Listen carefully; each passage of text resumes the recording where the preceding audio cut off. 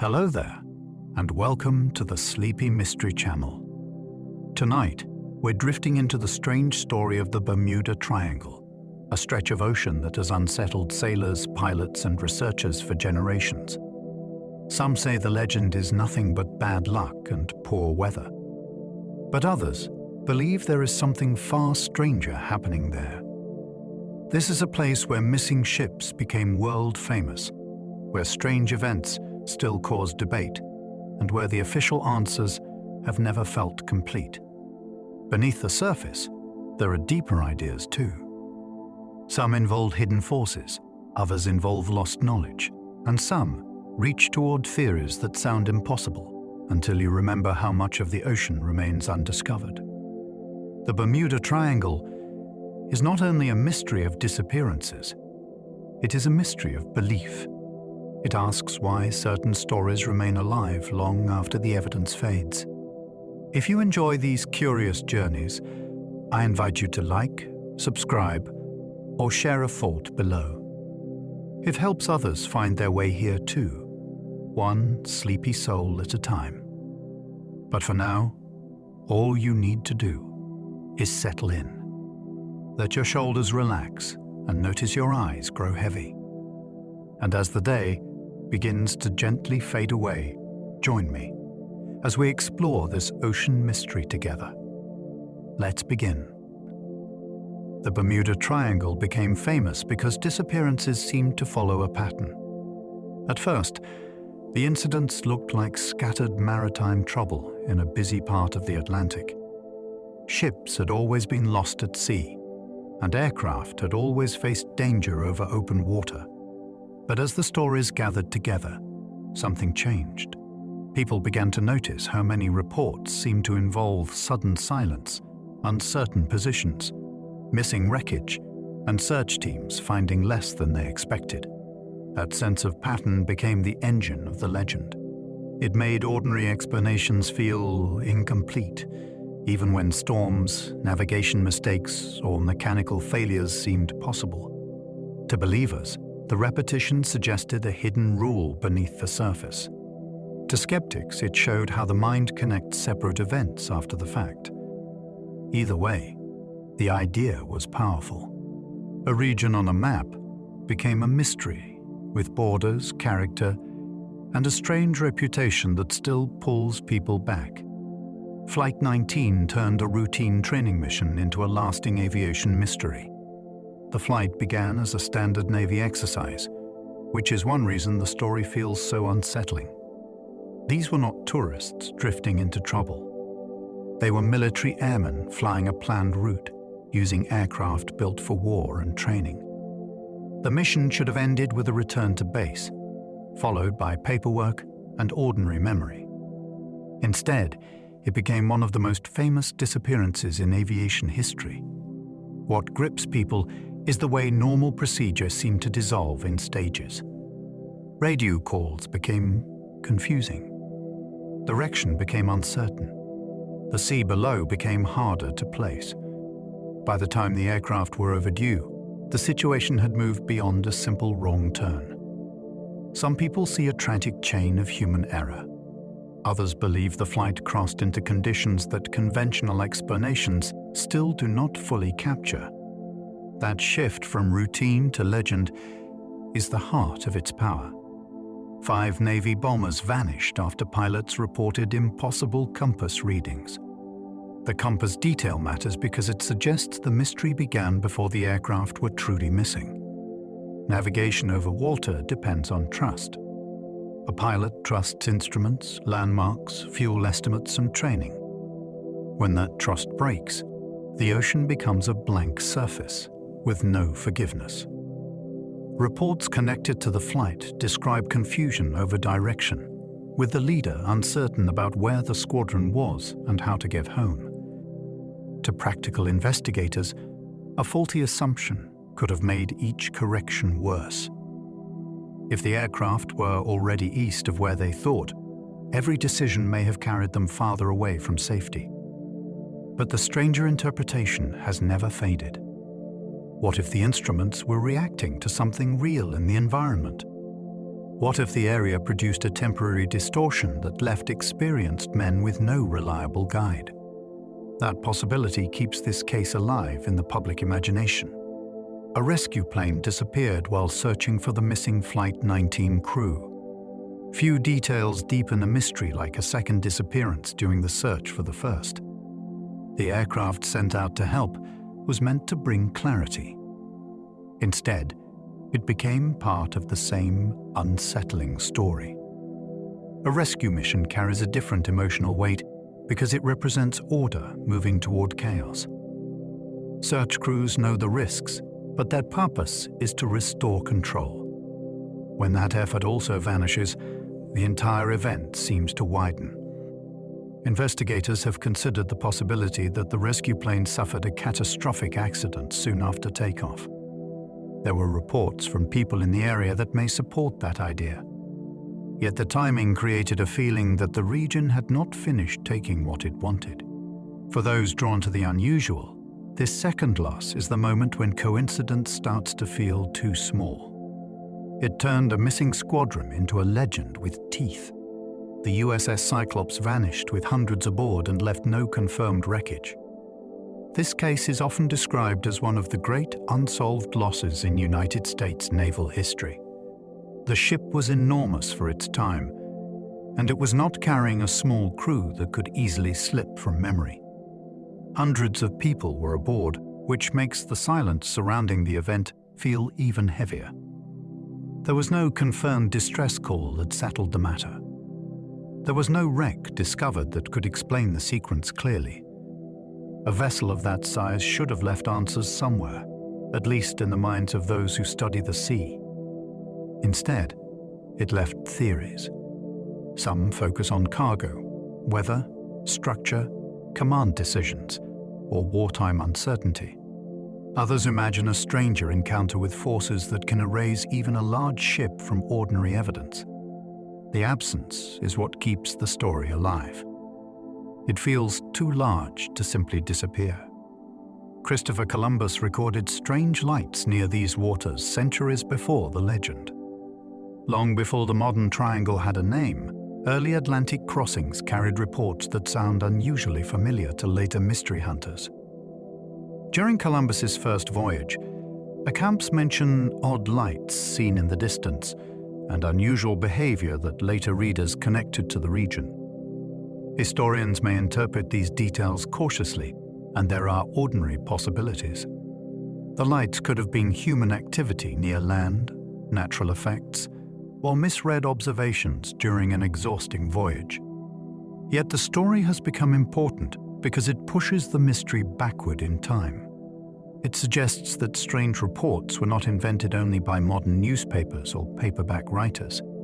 For believers, this creates a deeper pattern, as if the area had a reputation before anyone knew how to define it. The Skeptics, it shows how old travel accounts can be reshaped by later legends. Either reading makes the waters feel older than the mystery's name. Some sailors believed the triangle behaved like a place that swallowed evidence. The most disturbing thing in many accounts is not the disappearance itself.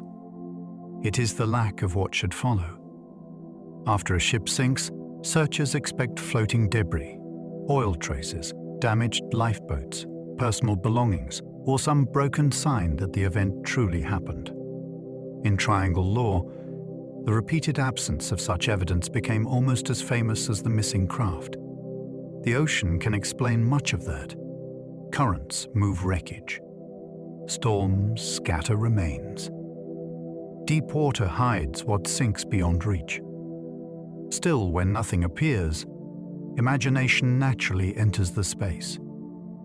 Sailors have always understood that the sea can make things vanish, but the triangle seemed to do it with unusual neatness.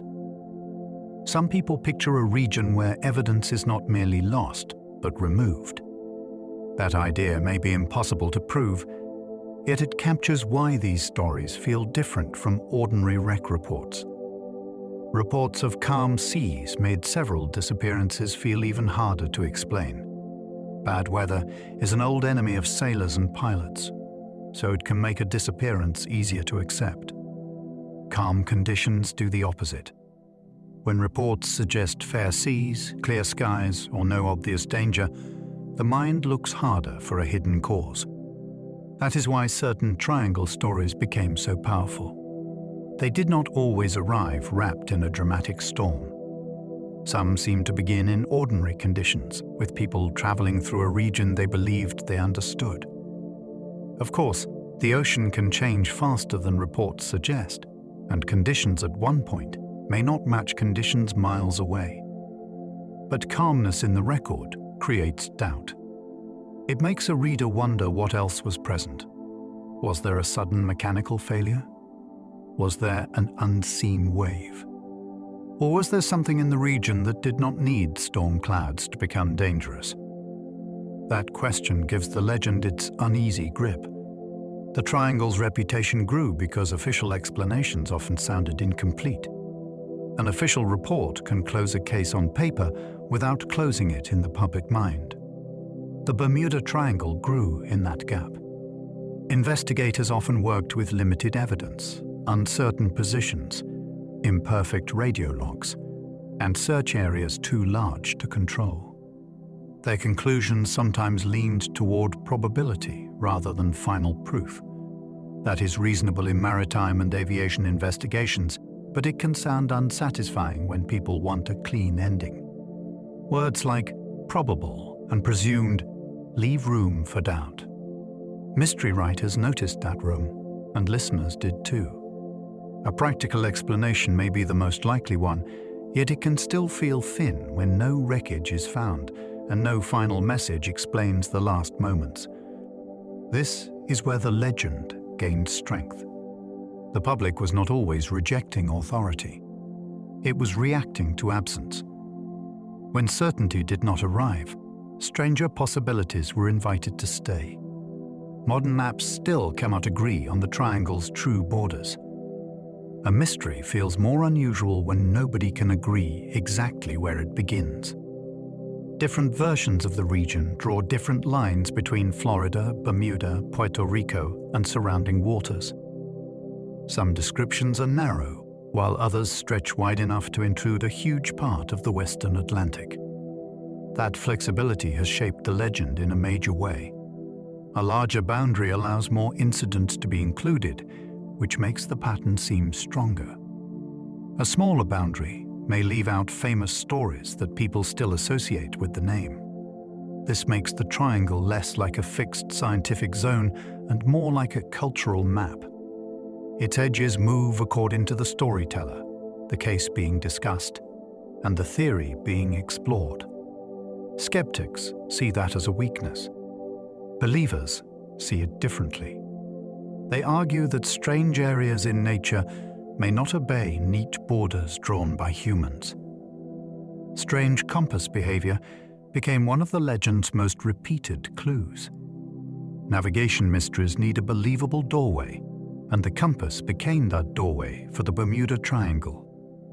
The idea is simple enough for anyone to understand. If the device that tells you direction becomes unreliable, even a trained traveler can be pulled into danger. Over time, stories of spinning needles, incorrect headings, and magnetic confusion became attached to the region's identity. Some explanations point toward normal variation between magnetic north and true north, especially in earlier eras when corrections were more demanding. Others suggest equipment faults, stress, and misread instruments during difficult moments. But alternative thinkers often treat the compass reports as evidence that something unusual may operate in these waters.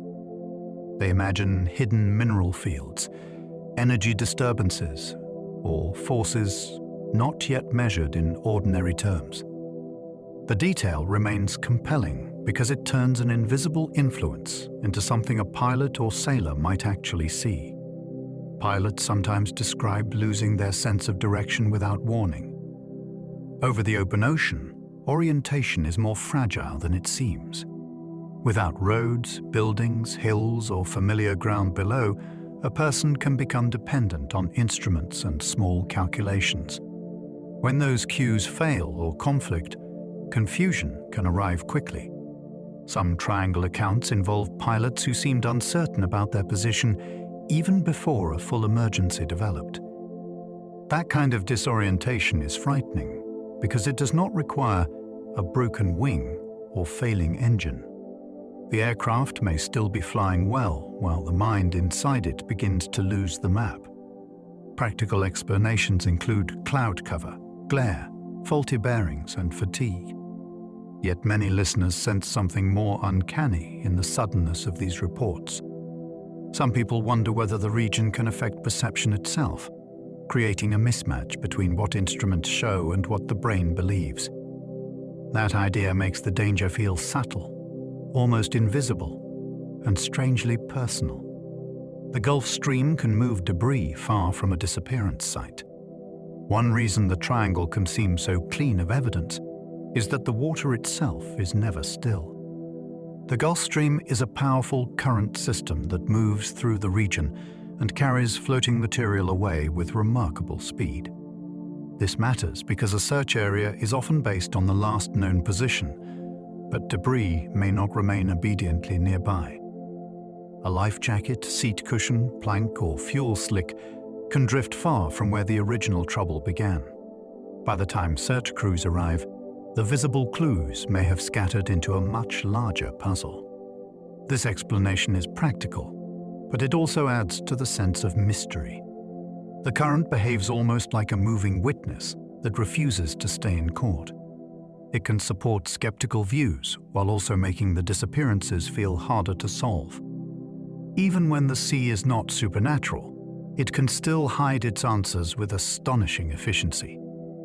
Sudden weather changes can make calm water dangerous within minutes. The region sits in a part of the Atlantic where conditions can shift with startling speed. A crew may begin under manageable skies and face squalls, rough seas, or poor visibility before there is time to react. Small craft are especially vulnerable because the margin between inconvenience and emergency can be thin. Aircraft also face danger when weather interrupts navigation, radio communication, or fuel planning. This does not make every triangle story ordinary, but it does explain why some events may have unfolded faster than later readers imagine. The mystery is sharpened by timing. If a weather cell appears and disappears between reports, the written record may preserve only the calm before and the silence after. To some, that is enough to explain many cases. To others, the suddenness itself feels suspicious, as though the region produces trouble exactly when travelers are least prepared to believe it is coming. Waterspouts have been blamed for some vanished boats and aircraft. A waterspout can look almost unreal, yet it is a natural feature of the sea and sky. It forms as a rotating column over water, and in the wrong circumstances, it can threaten small vessels or low-flying aircraft. The idea matters to triangle stories because it offers a fast, violent event that may leave limited evidence afterward. A boat caught in such conditions could be overwhelmed before a distress call is finished. A pilot flying near one might face dangerous winds, spray, and sudden loss of control. Still, waterspouts do not explain every famous case, and they require the right weather at the right moment. That uncertainty gives the theory an unusual place in the legend. It is natural enough for skeptics to use, yet dramatic enough for mystery lovers to respect. It reminds us that the ocean can produce events that feel impossible until they are seen. The Sargasso Sea sits nearby with its own ancient ocean mystery. This area of the Atlantic has fascinated sailors for centuries because it differs from ordinary coastal water. It is associated with floating mats of Sargassum seaweed, slow-moving surface patterns, and stories of ships lingering in strange conditions. The Sargasso Sea is not the Bermuda Triangle, but its closeness gives the wider region a deeper atmosphere of maritime uncertainty. Old sailors sometimes feared places where wind seemed unreliable and the surface looked unfamiliar. Later storytellers connected that older unease to modern disappearances, creating a layered mystery that feels older than aircraft and radio. Science offers explanations for the seaweed and the currents that gather it, but folklore added something extra. It made the region feel like a natural waiting room for lost things. Some people believe that older ocean legends helped prepare the imagination for the triangle, long before the name became famous. Floating seaweed once made sailors imagine ships were trapped forever. To modern eyes, seaweed on the surface may seem harmless. To sailors in earlier centuries, it could feel like a warning sign. Long voyages depended on wind, movement, and confidence. When a vessel entered water thick with floating weed, especially in light wind, the scene could suggest delay and danger. Stories grew around ships becoming stuck, crews losing hope, and the ocean turning strangely resistant. In reality, Sargassum does not behave like a solid net that can hold a large ship in place. Yet the fear was understandable. A weary crew far from home could transform an unfamiliar sea surface into a sign of doom. This matters because the Bermuda Triangle legend did not appear from nowhere. It grew in waters already surrounded by older anxieties. The seaweed stories show how human imagination can attach meaning to natural features, then pass that meaning forward for generations. Several famous triangle stories began as newspaper accounts with missing details. Newspapers helped shape the public version of the mystery because they turned local incidents into dramatic shared stories. A missing boat or aircraft might begin as a report with limited information, then travel through headlines, retellings, and later books. Along the way, uncertain details could harden into memorable claims. A cautious phrase might become a strange clue. A gap in the record might become a sign of something hidden. This does not mean the stories were invented from nothing. Many involved real people, real searches, and genuine unanswered questions. But the way they were presented mattered. The triangle became famous in an age when mystery writing and mass media could feed each other. That mixture created a powerful effect. Readers encountered not just events, but atmosphere and implication. Once a story entered the legend, every missing detail began to feel meaningful, even when the original record was incomplete. The phrase Bermuda Triangle helped turn scattered incidents into one legend. A name can change everything. Before the label became widely known, the region contained many separate stories of accidents, disappearances, and strange reports. Afterward, those stories could be gathered under one unforgettable idea. The phrase gave people a mental map. It suggested shape, boundary, and connection. Suddenly, a case was not only a case, it was another possible piece of the triangle. That branding made the mystery easy to remember and easy to retell. It also made the pattern feel more persuasive, because incidents that may have had different causes now seemed to belong to the same family. Skeptics argue that the label created a false unity. Believers argue that the name simply revealed something people had been noticing for years. Either way, the words became bigger than geography. They transformed part of the Atlantic into one of the most recognizable mystery zones in the world. Vincent Gaddis helped popularize the mystery for millions of readers. The legend needed a storyteller who could connect the cases and present them as part of something larger. Vincent Gaddis played that role in the modern history of the mystery. His writing helped introduce the idea to a wide audience and gave structure to reports that might otherwise have remained scattered. What made his work influential was not only the incidents he discussed, but the suggestion that they formed a puzzle worth naming. Readers were invited to look at the region as a place of repeated uncertainty. That invitation was powerful. It allowed people to compare cases, search for patterns, and wonder whether normal explanations were missing some deeper layer.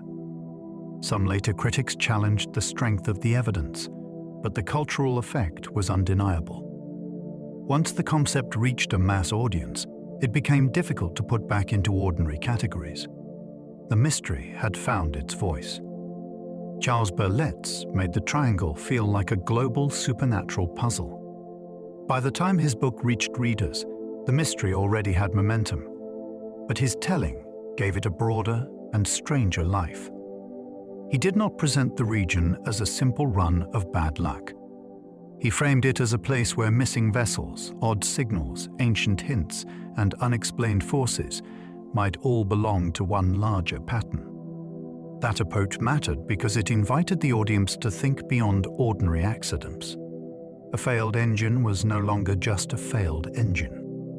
A lost ship could become a clue. A vanished aircraft could become part of a hidden design. Critics later challenged many details in his work, and some corrections were important. Yet the public imagination had already been captured. The triangle became more than a location. It became a question that seemed to hover above every map, asking whether the official version of reality was smaller than the truth. Skeptics argue the legend grew stronger than the actual evidence. This argument is important because it gives the mystery a second mystery inside it. Maybe the strangest force in the triangle is not in the ocean at all, but in the way stories spread. Critics point out that many cases have practical explanations, disputed details, or search records that became distorted over time. They argue that disappearances in a busy shipping and flight region are not surprising when measured against traffic volume. That view can sound deflating at first, but it also opens a fascinating question. Why did this region become the one that captured the world? Plenty of oceans are dangerous, yet few have become symbols of hidden reality. The skeptical view does not erase the legend. It asks how fear, media, memory, and unanswered cases combined so effectively. In that sense, even doubt becomes part of the puzzle, because belief itself needs explaining. Believers point to patterns that still seem too strange to ignore. For many people, the mystery survives because the cases do not feel random when placed side by side. They notice vanished aircraft, missing ships, uncertain radio calls, missing wreckage, and official reports that seem to stop just short of certainty.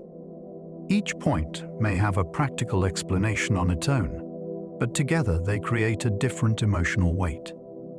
Believers often say that mainstream explanations break the puzzle into pieces, then pretend the pieces were never connected. They wonder why so many unsettling details gather in the same general region. They ask whether rare natural conditions could combine in ways science has not fully mapped. Others go further and imagine hidden technologies, lost civilizations, or openings in reality itself. The fascination comes from that escalation. A shipping route becomes a pattern. A pattern becomes a suspicion. A suspicion becomes a doorway into a much larger unknown. Insurance records have been used both to defend and challenge the mystery. The insurance angle sounds dry at first, but it cuts straight into the heart of the debate. If a region is truly more dangerous than surrounding waters, insurers would seem likely to notice. Some skeptics have pointed to ordinary insurance treatment as evidence that the triangle is not statistically extraordinary. Their argument feels practical because insurance companies are built to price risk, not protect legends. Yet believers answer with a different suspicion. They argue that risk records may not capture unusual circumstances, older losses, military cases, private craft, or events that were filed under ordinary causes despite lingering doubt. The result is surprisingly gripping.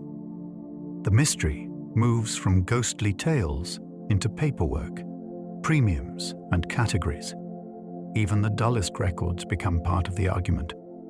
Are they proof that nothing special is happening, or evidence that unusual events are being absorbed into ordinary systems before the public can see the full shape? Lloyd's of London once became part of the triangle debate. A famous insurance name entered the conversation because people wanted a hard test for a strange claim. If the Bermuda Triangle was truly a zone of unusual danger, then a major insurer might treat it differently. Reports that it did not charge special rates have often been used by skeptics as a powerful counterpoint. The argument is simple. Follow the money, and the legend seems to shrink. But this point also became interesting to those who distrust easy dismissals. Some people ask whether commercial risk is the same thing as unexplained risk. A route can be insurable while still producing rare events that unsettle investigators. A company can price common dangers without solving every disappearance. That is why this detail remains useful in a documentary mystery. It does not close the case. It changes the battlefield. Suddenly the triangle is being judged not by campfire stories, but by institutions built on calculation.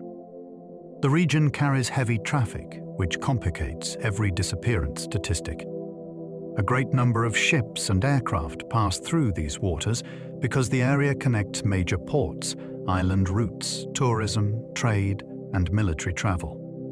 That volume matters because more traffic naturally creates more chances for accidents. A single disappearance in an empty ocean might feel extraordinary. The same loss in a crowded corridor may be statistically less surprising.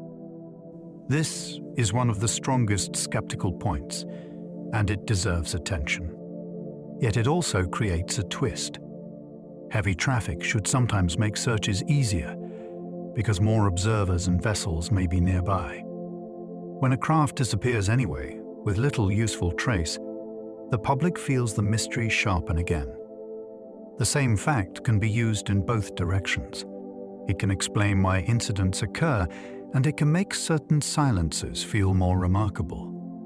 The triangle debate lives inside that tension, where ordinary probability and unsettling absence keep pressing against each other. Boats cross these waters constantly, without any strange incident at all. Every day, ordinary journeys pass through the region and end exactly as planned. Cruise ships complete their routes. Fishing crews return to harbor. Private pilots land safely. Cargo vessels move through the shipping lanes without becoming part of any legend. This matters because the triangle is not a forbidden zone where everything vanishes. It is a real travel region with routine movement and practical navigation. That reality keeps the subject grounded. Yet it also makes the famous cases feel more selective and strange. If the area were constantly dangerous, the answer would be simple. The deeper fascination is that most people pass through safely, while certain stories seem to break away from the normal pattern. Some people compare it to a place that only reveals its oddness under special conditions. Maybe those conditions are weather, timing, human error, or something more elusive. The mystery survives because danger appears rare, but memorable. Yet the unexplained cases keep pulling attention back to the same area. Even after practical explanations are offered, certain stories refuse to settle. They keep returning because their final details remain frustratingly open. A last position may be uncertain. A radio message may sound strange. A search may find nothing useful. Over time, those gaps become stronger than the explanations around them. People do not remember every safe crossing, and they do not remember every ordinary maritime accident. They remember the cases that leave a door open. The Bermuda Triangle became a kind of storage place for those open doors. Each unsolved report seemed to invite the next one into the same room. Skeptics might say this is selective attention, and they may be right in many cases. But the pull is real. The human mind is built to notice unfinished patterns. In these waters, the unfinished patterns have lasted long enough to become part of modern folklore. Flight 19's leader reportedly believed he was over the Florida Keys. This detail is one of the most important pieces of the aviation puzzle because it suggests the flight's trouble was not simply distance, but mistaken identity. A pilot can recover from being off course if he recognizes the error early enough. The danger grows when the landscape below is misread. If the leader believed he was near one chain of islands while actually being somewhere else, every navigational choice could turn against the squadron. The sea does not provide many landmarks, and islands can become deceptive when seen through stress, haze, or broken visibility. Some investigators have treated this as a tragic human misunderstanding. Others find the confusion too deep to ignore. How could trained pilots become so uncertain in a familiar training region? That question keeps the moment alive. It feels like the point where the map inside the cockpit stopped matching the world outside it. His navigational confusion may have sent the squadron deeper over open ocean. Once the lead assumption became wrong, the flight may have entered a dangerous spiral. A correction that would have helped from one location could become disastrous from another. This is what makes the case so gripping. The aircraft did not need to fall instantly from the sky. They may have continued flying while each decision quietly reduced their chances. Fuel burn became the unseen clock. Radio contact offered clues, but not enough certainty. The more the leader tried to solve the problem, the more the ocean may have expanded around the squadron. This practical explanation is chilling because it requires no monster and no miracle. Yet some people still sense an unusual force in the scale of the confusion. They wonder whether the region produced a condition that made correct judgment almost impossible. In that version, the mystery is not a single event. It is a slow misdirection. Radio messages from Flight 19 sounded increasingly uncertain and tense. The transmissions are gripping because they let the listener feel the situation changing in real time. At first, the problem might have sounded manageable. Then the uncertainty deepened. Direction, location, and decision-making became harder to pin down. Radio contact can make an emergency feel close, but it can also make helplessness sharper. People on the ground could hear fragments of trouble without being able to reach into the cockpit and fix it. That is why the case still feels immediate decades later. It has the structure of a mystery unfolding through broken sound.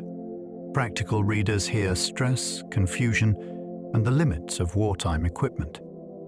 Mystery lovers hear something more unsettling.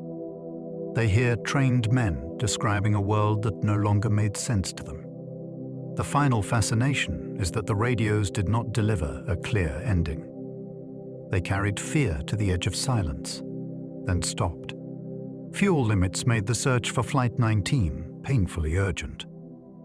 Aircraft disappearances over water are shaped by time in a brutal way. Once fuel becomes low, every possibility narrows. Search planners had to think not only about where the squadron might be, but how long it could remain airborne. That urgency adds a powerful countdown to the story. The planes were not drifting ships that might survive for days. They were machines dependent on engines, fuel, and altitude. When fuel ran out, the ocean below became the only destination. This is one reason the case still hits so hard. The mystery was not abstract to the people listening.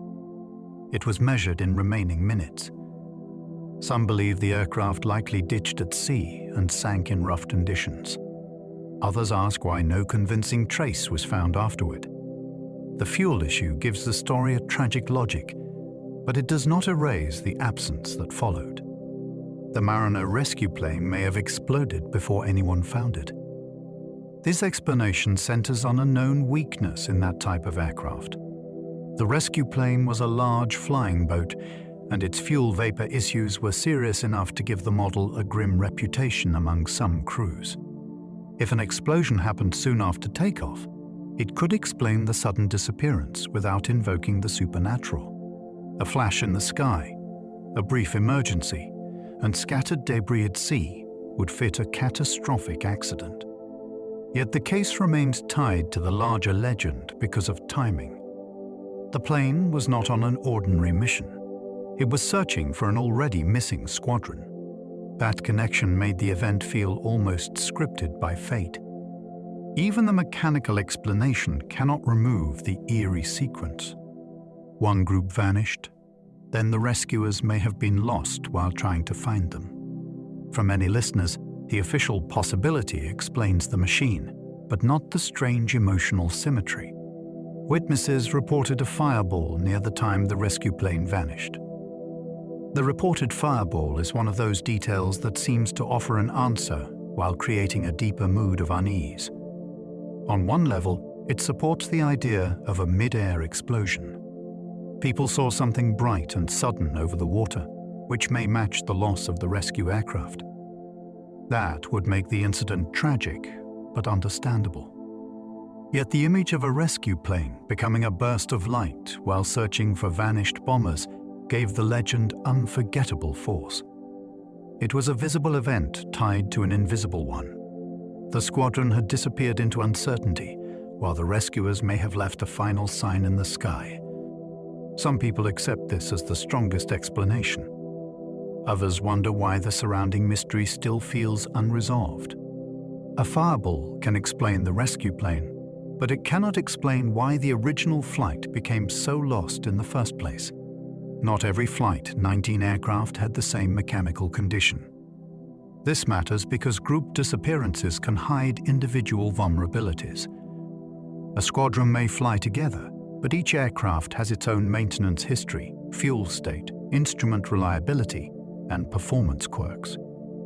In the Flight 19 case, the planes were not identical in every practical sense once the mission began. Small differences could become important during a long period of uncertainty. One aircraft might have burned fuel differently. Another might have handled weather or ditching less successfully. Yet the group stayed connected by radio and command structure, which meant one navigational problem could endanger all of them at once. This creates a layered puzzle rather than a single mechanical failure. The disappearance was not simply 5 planes having the same problem at the same time. It was a formation trapped inside shared decisions, while each machine carried private weaknesses. That makes the event feel both more realistic and more disturbing. Training missions were risky even before the triangle legend existed. Military training can look routine from the outside, but it often involves pressure, repetition, imperfect conditions, and young crews learning dangerous skills. During and after wartime, aircraft accidents were not rare. Pilots flew complex machines, sometimes with limited experience, changing weather and equipment that demanded constant attention. This context is vital because it prevents the mystery from floating away from reality. The men involved were operating in a world where risk was built into service. Still, the Flight 19 story stands apart because the mission did not merely end in a crash report. It unfolded as confusion, disappearance, failed rescue, and lasting uncertainty. The training context explains why danger was possible, but it does not fully satisfy the imagination. A normal exercise became a famous, unsolved story. That transformation is the point. The triangle legend often begins where ordinary danger leaves just enough room for something stranger to step in. The Navy's final wording left room for decades of argument. Official language can be more powerful than people expect. In a case like Flight 19, every phrase matters because there is no wreckage sitting in a hangar to end the debate. The Navy had to describe a disappearance that could not be fully reconstructed. That meant the final account relied on judgment, probability, and the limits of available evidence. Certain wording became famous because it seemed to leave the cause unsettled. For families, investigators, skeptics, and mystery hunters, those words mattered in different ways. A cautious conclusion could sound responsible to officials, but mysterious to the public. Once a report allows uncertainty, later generations will enter it. Some will argue human error. Others will argue environmental anomaly. A few will see official restraint as a sign that more was known than admitted. The document did not create the mystery alone, but it helped preserve the space where it could grow. Later corrections changed how some people understood the official Flight 19 story. Over time, the public version of the case shifted as researchers revisited records, checked quotations, and challenged details that had become popular. Some dramatic claims looked less certain under closer inspection. Other details remained troubling, but the balance changed. This is common in famous mysteries. The first version people hear often becomes the one they protect emotionally. Corrections can feel like an attack on wonder, even when they are useful. Yet they can also make the mystery more interesting. They separate what is documented from what was added later. They show how a legend is built in layers, with fact, error, memory, and speculation pressed together. For the Bermuda Triangle, those corrections did not end public fascination. They made the case more complex. The mystery became not only what happened to the planes, but how the story itself changed as it traveled through books, broadcasts, and belief. The USS Cyclops carried manganese ore when it vanished without warning. The cargo matters because it may have affected the ship's stability. Manganese ore is dense, and when heavy material is loaded into a vessel, balance becomes a serious concern. If cargo shifts, water enters, or the hull is already stressed, a large ship can become vulnerable faster than its size suggests.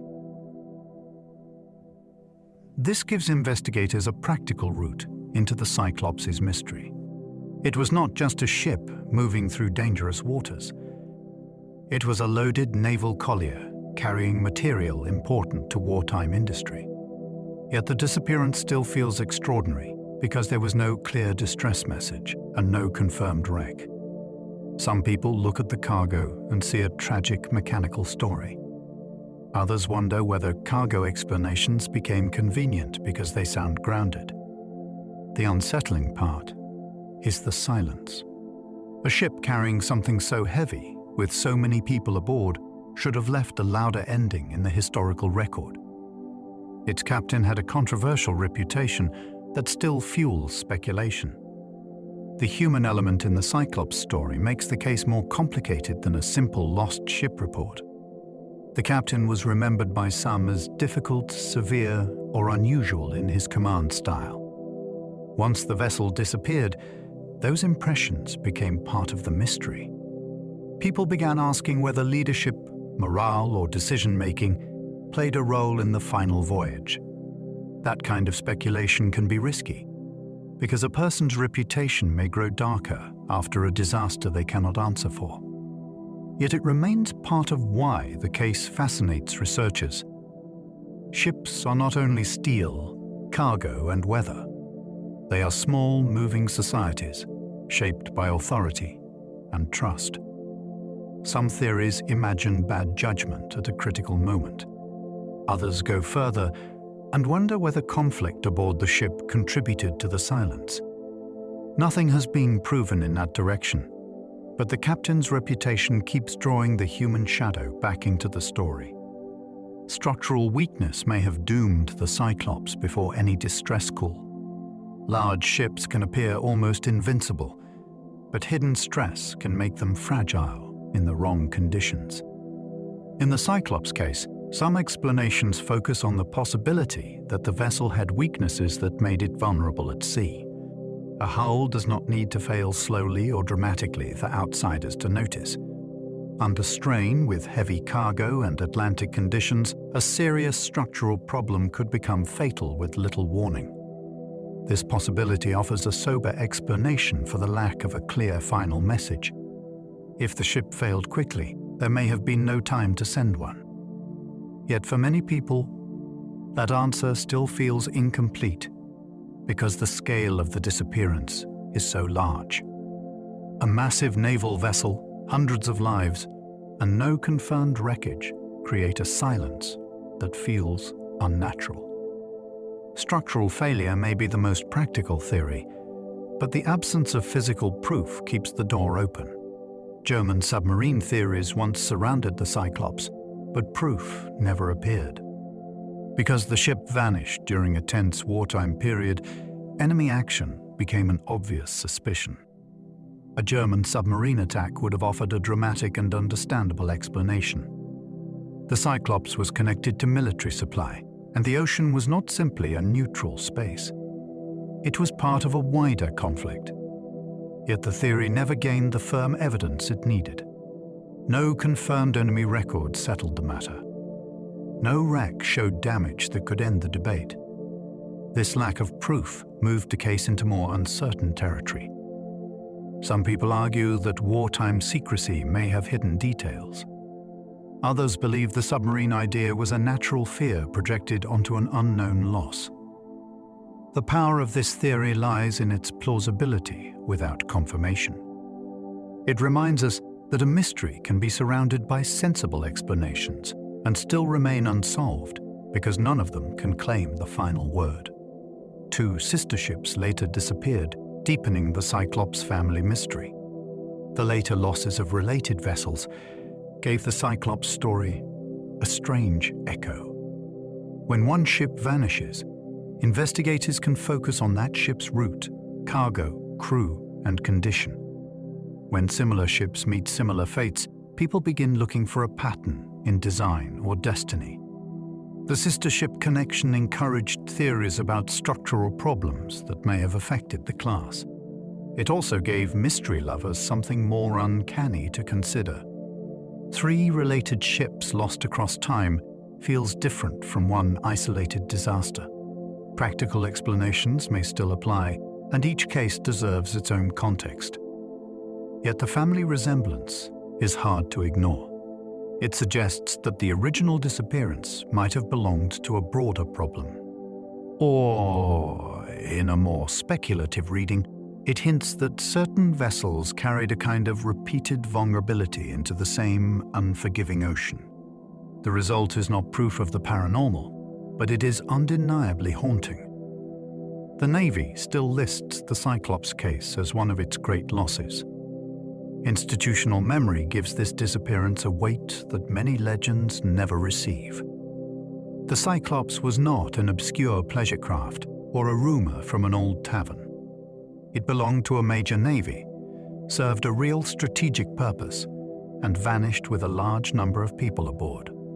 That makes the case difficult to dismiss as mere storytelling. Official recognition keeps it anchored in reality, even as speculation grows around it.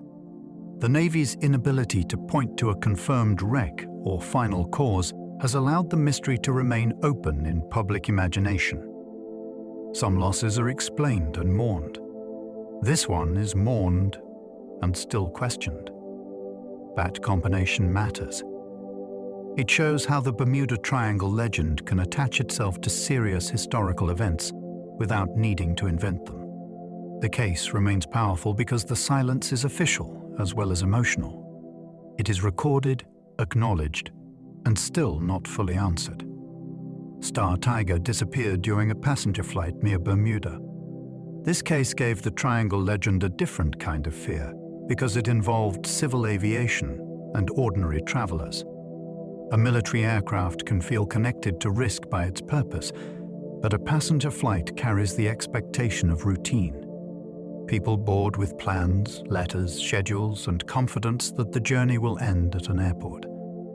Star Tiger never arrived, and the lack of a clear wreck site made the disappearance deeply unsettling. The aircraft had been flying in challenging circumstances, and practical explanations include fuel concerns, weather, altitude, and navigation issues. Still, the mystery captured attention because the final break seemed to come without a satisfying warning. A passenger aircraft near its destination should not become a blank space in the record. For those drawn to the Triangle, Star Tiger feels like evidence that the region's strangeness was not limited to military training or old maritime tales. Investigators could not find wreckage from Star Tiger despite extensive searching. The search failure is one of the reasons this case became so troubling. When an aircraft disappears, investigators hope the wreckage will tell the story that the radio did not. Damage patterns, locations, and recovered equipment can turn mystery into sequence. In this case, that sequence never fully arrived. Searchers faced a wide ocean, uncertain drift, and the possibility that crucial evidence sank quickly or moved beyond expected boundaries. A practical mind can understand those difficulties. The Atlantic is vast, and aircraft fragments can be scattered or swallowed by depth. Yet the absence created a powerful psychological effect. Without wreckage, the imagination could not land. It kept circling above the missing flight, searching for a final clue. Some people saw ordinary aviation risk. Others saw one more example of the triangle's strange talent for leaving investigators with questions instead of proof. The missing debris became part of the disappearance itself. Star Ariel vanished less than a year after Star Tiger. The timing is what gives this case its special charge. One passenger aircraft disappearing is a tragedy and a mystery. A second aircraft from a similar world vanishing within a short span makes people lean forward. The public began to sense a pattern that felt too close for comfort. Star Ariel was not simply another unrelated incident to those following the growing lore. It appeared like an echo, as if the first disappearance had not been a mending but a warning. Investigators considered normal aviation possibilities, including communication issues, weather, structural failure, and sudden emergency. But the paired nature of the losses kept pushing people toward larger theories. Some wondered whether a specific route carried hidden danger. Others imagined that modern aircraft were crossing through an area where ordinary rules could briefly fail. The closeness in time made the triangle feel less like folklore and more like an active problem. These two airliner cases gave the triangle an eerie aviation pattern. Together, the Star Tiger and Star Ariel disappearances added a new layer to the legend. The triangle was no longer only about military crews, cargo ships, or old sea tales. It now touched passenger aviation in a way that felt modern and immediate. Airliners represented progress, engineering, and confidence. Their unexplained losses challenged that confidence. The two cases also shared enough broad similarities to invite comparison, while remaining different enough to resist one simple answer.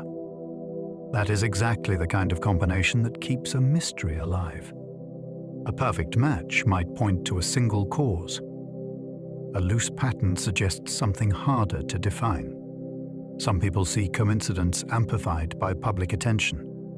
Others see a region revealing itself through repeated aviation failures. The fascination is not only that two aircraft vanished. It is that they helped shift the triangle from a sailor's legend into a sky mystery as well. Low-altitude flying may have left Star Tiger especially vulnerable. Altitude can be the difference between recovery and disaster. An aircraft flying lower has less time to respond if something goes wrong. It may also face different weather effects, fuel concerns, and navigation challenges over water. In the Star Tiger case, discussions about altitude have become central because the aircraft was reportedly operating in conditions that may have reduced its margin for error. A sudden problem at low height could become unrecoverable before a distress message could be sent. This is a practical explanation, and it deserves respect. Yet it does not fully remove the mystery because the final moment remains unseen. The plane did not return with its own answer. For some listeners, the altitude detail makes the story more frightening, not less. It suggests the flight may have been moving through a thin corridor of safety, unaware that a single hidden problem could end everything before anyone understood what was happening. Star Ariel's calm radio messages made its disappearance more unsettling. There is something especially disturbing about a final communication that sounds normal. In many emergency stories, danger announces itself through panic, warnings, or broken instructions. Star Ariel's last known exchanges did not provide that kind of dramatic clue. That calmness leaves the mind searching for a sudden event because there seems to be no gradual descent into trouble. An aircraft can be functioning one moment and lost the next. But when no distress is heard, the possibilities become wider and stranger. Mechanical failure, fire, explosion, structural trouble, and communication breakdown have all been considered in cases like this. Yet some people focus on the smoothness of the silence. They wonder whether the crew encountered something so fast that no warning could be sent. Others imagine a disruption that affected the aircraft and its ability to report at the same time. The calm message becomes haunting because it feels too ordinary before the unknown. The DC3 disappearance carried newlyweds and holiday travelers into legend. This case feels different because the people aboard were not part of a military exercise or a secret mission. They were passengers returning from a trip, moving through the final stage of an ordinary journey. That ordinary setting gives the disappearance its emotional pull. The aircraft was close enough to its destination that the flight should have been entering its safest, most familiar phase. Instead, it slipped into one of the triangle's most talked about aviation puzzles. Some explanations focus on electrical trouble, fuel management, navigation, or possible communication failure. Yet the mystery keeps its grip because the flight seemed to be almost home. That detail changes the way listeners imagine it. Danger was not waiting at the beginning of the journey. It appeared near the end, when confidence would have been strongest. For some people, that timing makes the case feel less like an accident and more like a trap. Its final message placed the aircraft close to Miami. A last known position near a major city should make a mystery easier to solve, not harder. That is why this detail has remained so frustrating. The aircraft was not believed to be lost in a remote part of the Atlantic with no reference points at all. It was nearing a busy destination, where radio contact, air traffic awareness, and search response should have improved the odds. The final message suggested that the flight was approaching the end of its route, which makes the silence after it feel abrupt. Investigators have considered whether the reported position was wrong, whether the aircraft was farther away than believed, or whether a sudden failure left no chance to explain. Yet the closeness to Miami keeps creating doubt. How can a plane be so near a familiar coastline and still leave so little behind? That question makes the case linger in the mind. Battery trouble has been suggested in the DC3 mystery. The electrical issue is one of the more practical explanations, but it also makes the disappearance strangely vivid. An aircraft depends on power for communication, navigation support, lighting, and reliable cockpit awareness. If the battery situation was worse than the crew understood, the plane may have been more vulnerable than it appeared from the outside. This theory suggests a quiet technical problem could have grown into a much larger emergency at the worst possible time.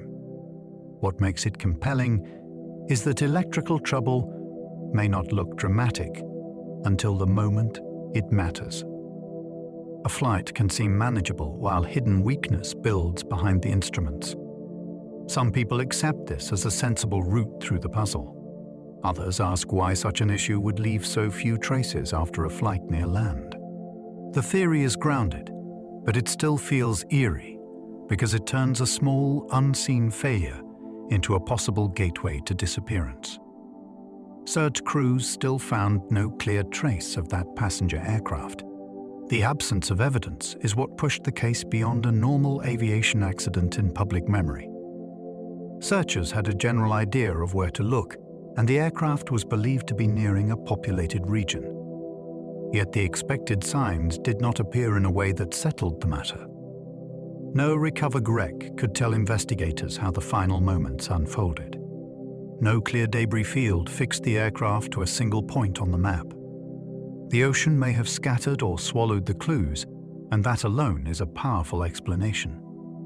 Still, the lack of closure, invites other readings.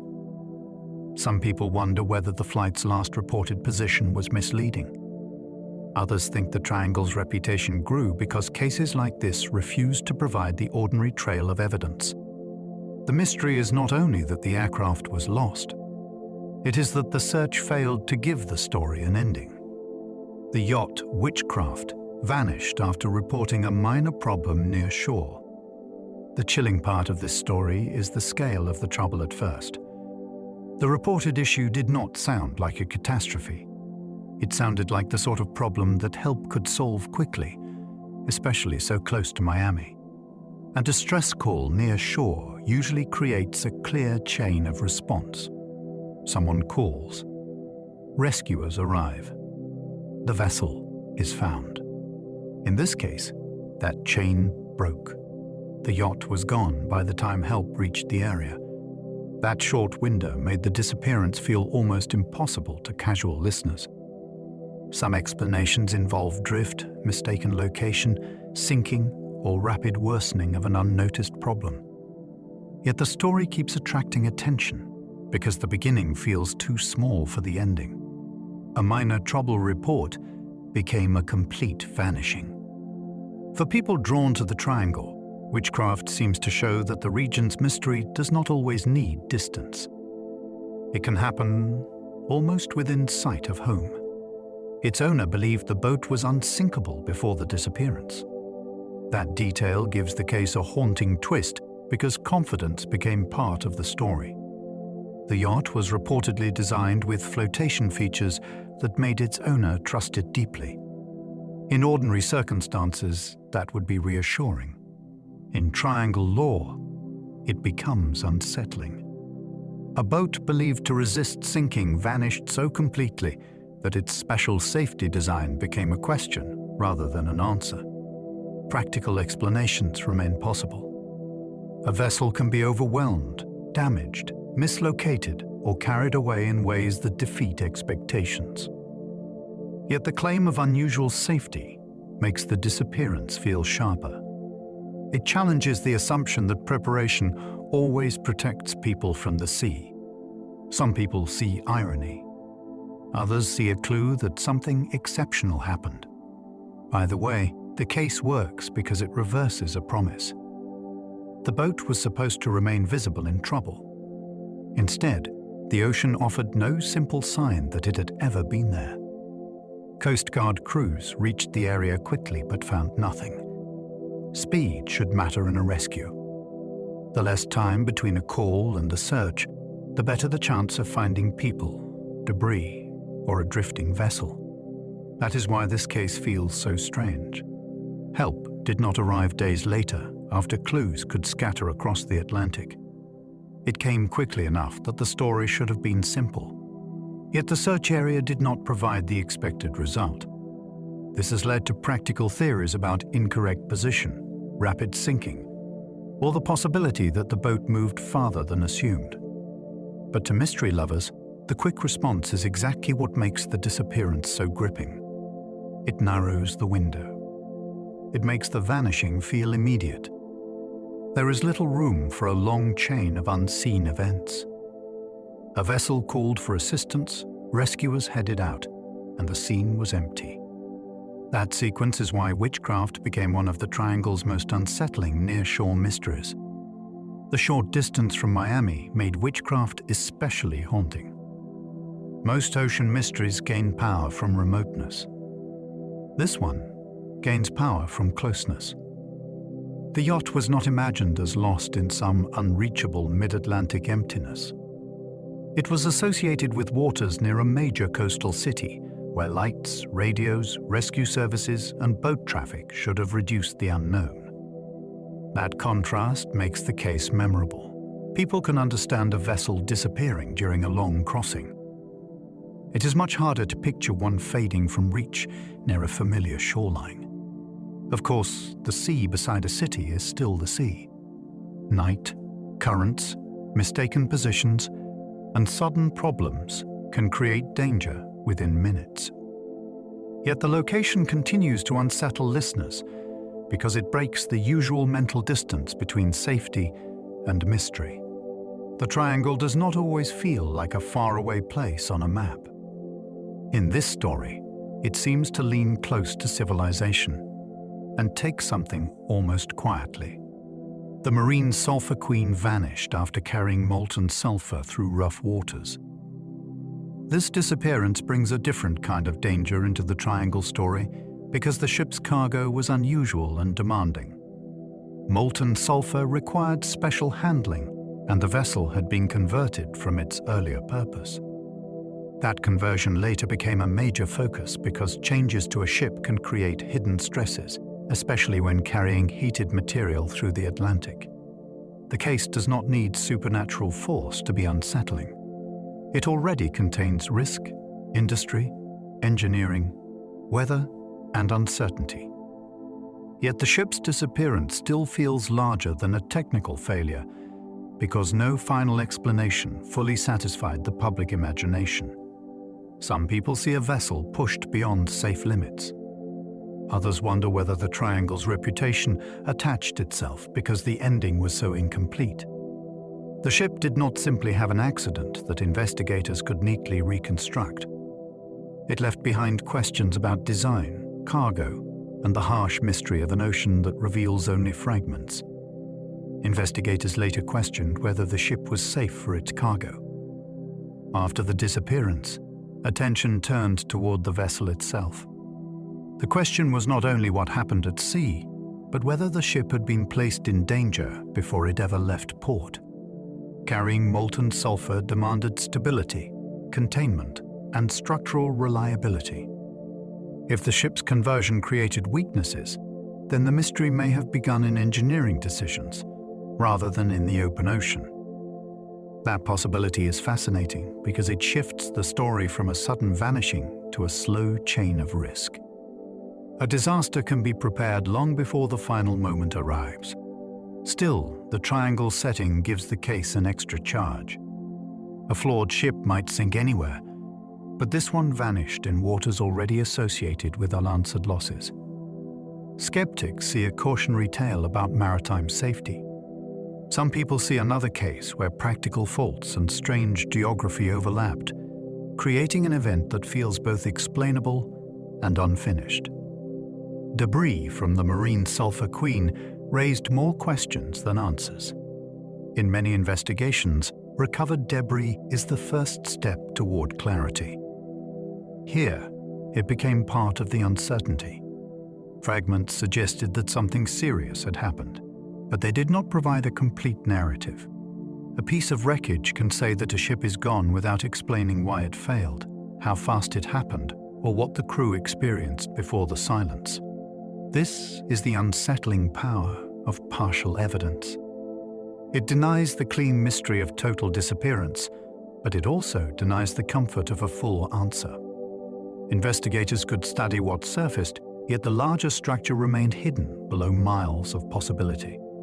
Some people focused on fire, structural failure, or cargo-related disaster. Others felt the scattered remains made the case even stranger because the ocean seemed to release only enough to deepen the puzzle. The ship was not erased completely.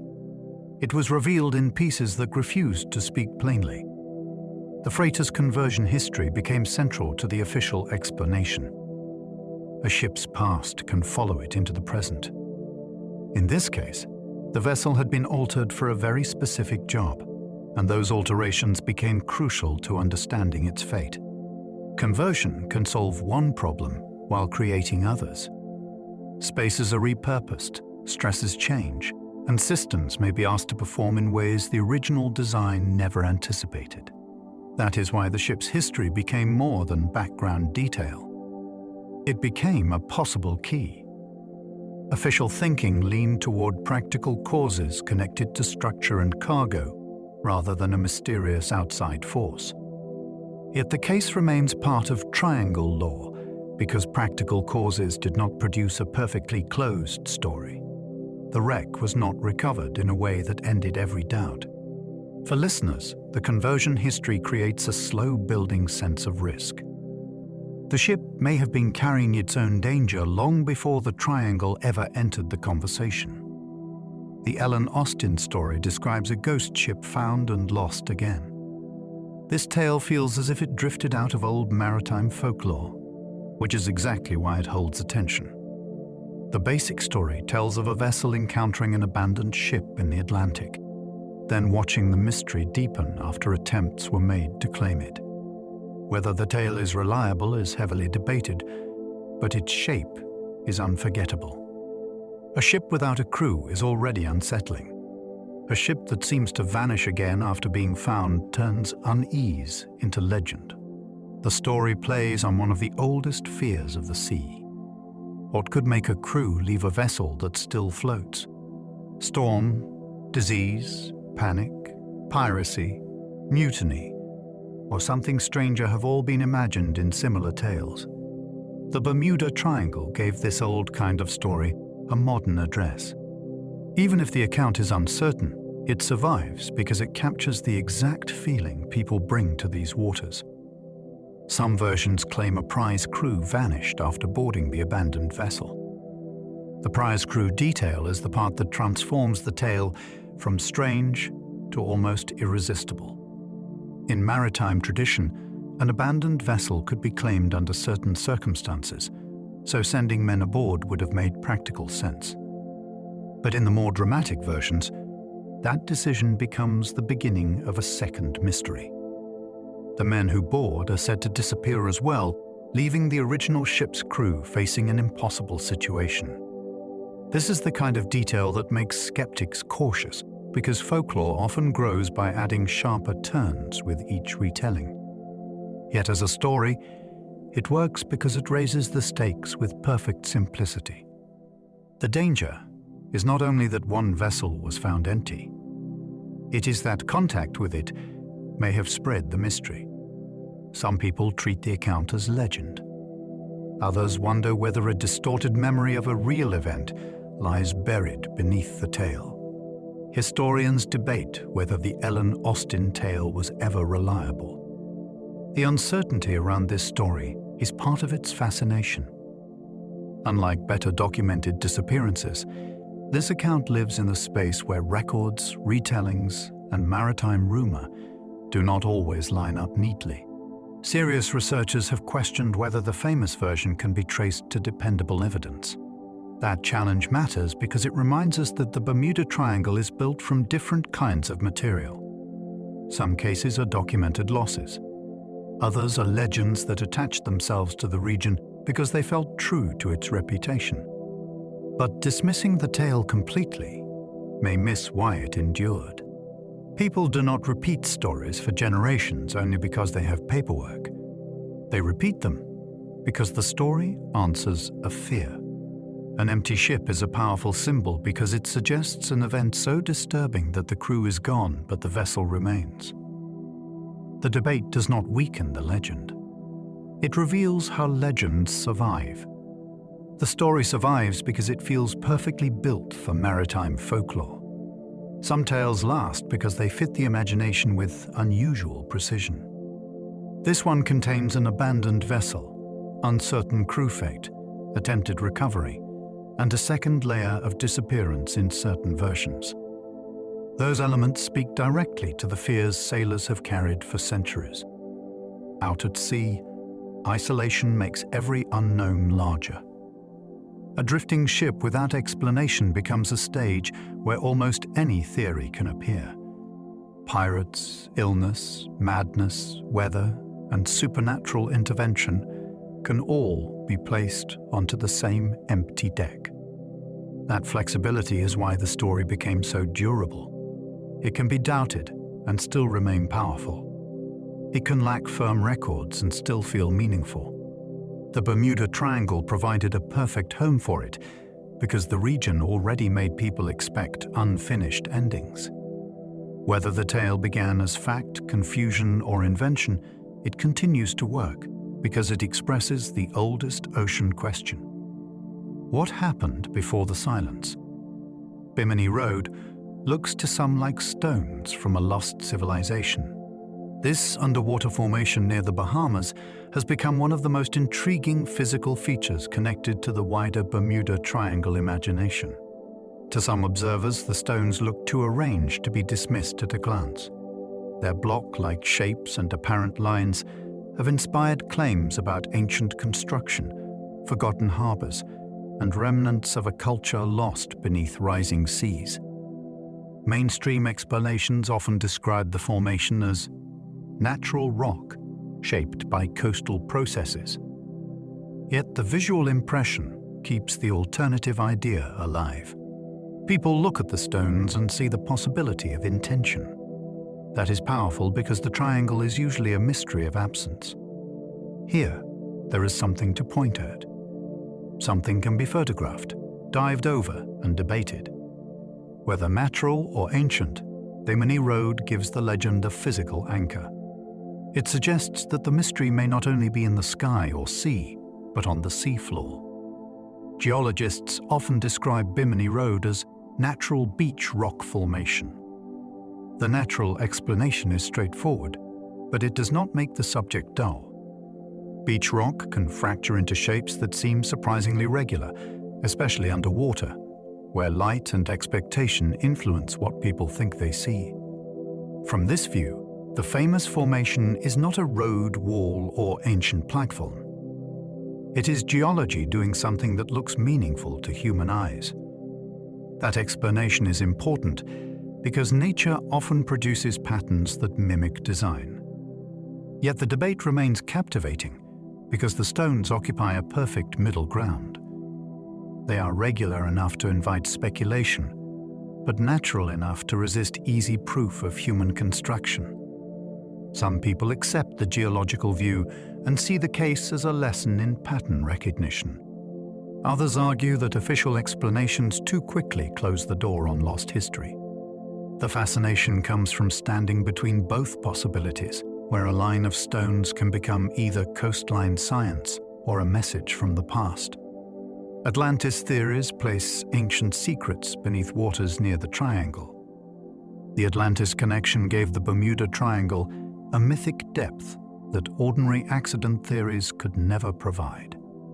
Instead of viewing disappearances as separate events, some people imagine the region as the surface of a much older story. In this version, lost technology, buried temples, or ancient energy systems remain under the water, still affecting modern ships and aircraft. It is a bold idea, and it is not widely supported by conventional evidence. Yet it remains irresistible to many listeners because it connects two great mysteries. One is a strange region of modern disappearances. The other is a legendary civilization said to have vanished beneath the sea. Put them together, and the triangle becomes more than dangerous geography. It becomes a possible aftershock of a forgotten world. Even as speculation, the theory changes the emotional scale. It asks whether the ocean is hiding not just wrecks, but history. Psychic Edgar Cayce helped connect Bimini with lost Atlantis claims. Edgar Cayce is central to this part of the mystery because his readings pointed attention toward the Bahamas, and the idea of Atlantean remains. Many people came to Bimini not only as divers or tourists, but as seekers looking for evidence that a prediction had touched something real. The later discovery and popular discussion of underwater stones near Bimini seemed to believers like a striking coincidence. Skeptics view the connection with caution and see it as an example of interpretation after the fact. Yet Cayce's influence cannot be ignored. He helped give the region a spiritual and speculative layer that still surrounds it. The Bermuda Triangle became not only a place of missing vessels, but a place where prophecy, archaeology, and alternative history could overlap. That mixture is exactly what keeps the subject alive in late-night conversation. It invites the question people love to ask. What if the impossible clue was there all along? Underwater formations near Bimini keep attracting divers and alternative researchers. The continuing interest matters because the mystery has not stayed frozen in old books. People still go into the water to look, measure, photograph, compare, and argue. Some are drawn by geology. Others are drawn by the possibility of ancient construction. A few arrive with theories about Atlantis, energy fields, or forgotten maritime routes. The dives themselves have become part of the story. Each visit promises the chance of a new angle, a clearer image, or a detail that might shift the debate. Mainstream voices often remain cautious, but the formations keep inviting personal inspection. That is rare in a mystery like the Bermuda Triangle. Many famous cases cannot be touched because the evidence is missing. Bimini offers something visible, even if its meaning is disputed. For the listener, that makes the mystery feel reachable. It is not only a legend told from shore. It is a place someone can descend into. Some believe the triangle hides ruins from a forgotten advanced culture. This theory pushes the mystery into one of its most thrilling possibilities. What if the region's strange reputation is not caused by weather, current, or navigation trouble, but by the remains of a civilization older than accepted history allows? In that view, ruins beneath the water may contain structures, machines, or energy systems that still influence the surrounding environment. It is speculative, and conventional research has not confirmed it. Yet the idea persists because the ocean is genuinely underexplored. Vast areas of seabed remain difficult to survey in detail, especially where sand, depth, and changing water conditions hide features from easy view. Some people argue that human history may contain missing chapters.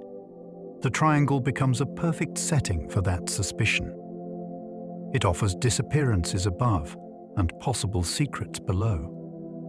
The result is a theory that feels wildly ambitious, but also strangely tempting in a world where the sea still keeps so much. Others see ordinary geology that became extraordinary through human imagination. This view does not mock the mystery. It explains how the mind can transform natural features into signals. A rock line becomes a road. A seabed shape becomes a ruin. A coincidence becomes a pattern. The Bermuda Triangle is especially vulnerable to this because people arrive already expecting strangeness. Once a place has a reputation, every unusual detail carries extra weight. A diver may see shapes that suggest construction because the legend has prepared the eye. A reader may connect separate events because the name has prepared the mind. Yet this explanation is fascinating in its own right. It suggests that the triangle is partly a mirror. It shows how humans search for meaning when evidence is incomplete. Some people find that too skeptical. Others find it even more mysterious. If imagination can reshape geography so powerfully, then the legend's greatest force may be the one inside us. The tongue of the ocean drops suddenly into deep blue water. This deep ocean trench near the Bahamas gives the wider region a dramatic physical reality. Shallow banks can give way to immense depth with startling speed, which makes the seafloor feel less like a flat surface and more like a hidden landscape. For searchers, that matters. A wreck can move from reachable water into depths where recovery becomes difficult, expensive, or impossible. For mystery lovers, the feature adds a sense of concealed scale. The ocean is not just wide, it is vertical. Beneath familiar blue water, there may be cliffs, channels, and dark spaces that can hold secrets for generations. Some practical explanations for missing wreckage become stronger in places like this. Yet the same geography also feeds stranger ideas. Deep water has always invited speculation about hidden bases, ancient ruins, and lost evidence. The name itself sounds like a clue, but the real mystery is the depth below it. Andros Island's blue holes connect local geology with eerie underwater legends. Blue holes are natural openings that can lead into underwater cave systems, and around Andros they have long attracted curiosity. They are beautiful, dangerous, and difficult to understand without specialized knowledge. Local stories have sometimes treated them as strange entrances, haunted places, or homes of unexplained forces. Science can explain much about their formation, but legends grow because these openings feel like the sea has doors. Divers know that caves can distort direction, limit visibility, and turn a small mistake into serious danger. That practical risk blends easily with folklore. In the wider Bermuda Triangle imagination, blue holes suggest that the region's mystery may extend below the surface through hidden passages and submerged chambers. Some people wonder whether evidence from old wrecks could be drawn into such systems or buried nearby. Others simply feel that any landscape with secret water caves deserves its place in the story. Divers have found hidden passages that make the seabed feel maze-like. Underwater cave systems change the way people imagine the ocean floor. Instead of a simple bottom where wreckage either rests or does not, they can be tunnels, chambers, openings, and routes that are hard to map. For divers, that maze-like quality is both fascinating and dangerous. A passage may look inviting, but it can narrow, darken, or confuse direction very quickly. In the Triangle's wider mythology, these hidden spaces become natural containers for secrets. People imagine lost debris pulled into crevices, ancient artifacts waiting beyond the tight opening, or geological systems that connect places in unexpected ways. Conventional explanations focus on limestone, erosion, water chemistry, and cave formation. But the emotional effect is larger than geology. A hidden passage suggests the world has layers. The surface tells one story, while the spaces underneath may hold another. That idea fits the Bermuda Triangle perfectly because the region has always seemed to hide more than it reveals. Deep channels can hide wreckage where ordinary searches cannot reach. Search technology has improved enormously, but the ocean still knows how to protect its secrets. Deep channels create problems of distance, pressure, darkness, cost, and scale. A missing vessel or aircraft may rest in a place that is not impossible to study, but difficult enough that the search never reaches it properly. This matters because many Triangle cases became famous partly through missing evidence. People ask why wreckage was not found, but the answer may be that the seabed is far more complex than a map suggests. A target can be small. The search area can be large. Currents can move debris before heavier pieces sink. For skeptics, this explains a great deal. For believers, it raises another possibility. What else could be lying beyond ordinary reach? A practical limitation becomes a doorway for imagination. The deep channel is not only a hiding place, it is a reason the mystery can survive. The Atlantic floor changes quickly from shallow banks to deep trenches. This sudden change in depth is one of the region's most important physical features. A boat can travel above bright shallow water, then, not far away, the bottom falls into far deeper terrain. That creates challenges for navigation, weather response, rescue planning, and wreck recovery. It also gives the Bermuda Triangle a geography that feels almost designed for mystery. Shallow areas can break waves and confuse conditions. Deep areas can swallow evidence beyond easy reach. Between them, searchers may face a landscape that changes faster than the story suggests. This is not a supernatural explanation, but it is a powerful one. The region is not just a triangle drawn on paper. It is a complicated meeting place of banks, channels, currents, and deep Atlantic space. Some people see enough natural danger there to explain many losses.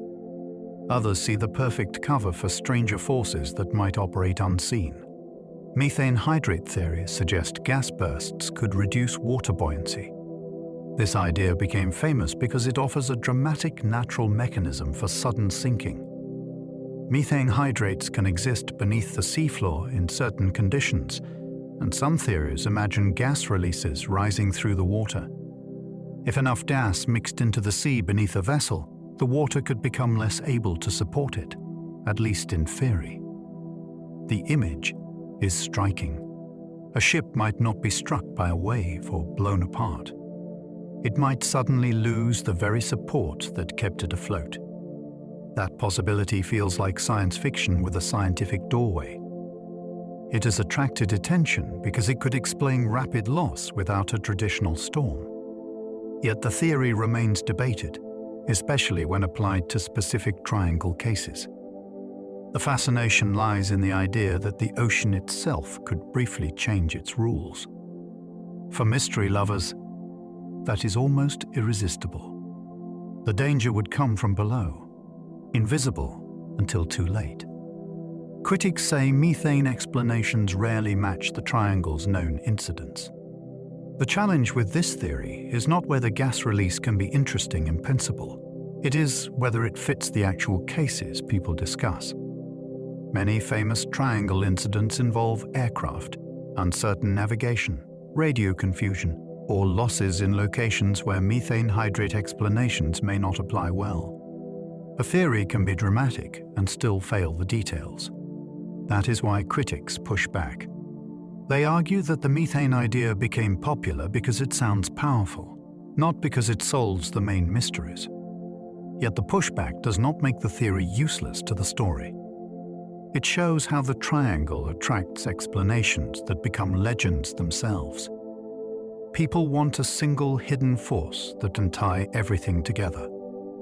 Gas bursts offered that for a time. Then the evidence demanded a more careful view. The result is a useful reminder. In the Bermuda Triangle, even the explanations can become mysterious when they travel farther than the facts allow. Rogue waves can strike ships without the long warning sailors expect. For centuries, sailors described enormous waves that seemed to rise out of nowhere, and many people treated those stories as exaggeration. Modern ocean study changed that view.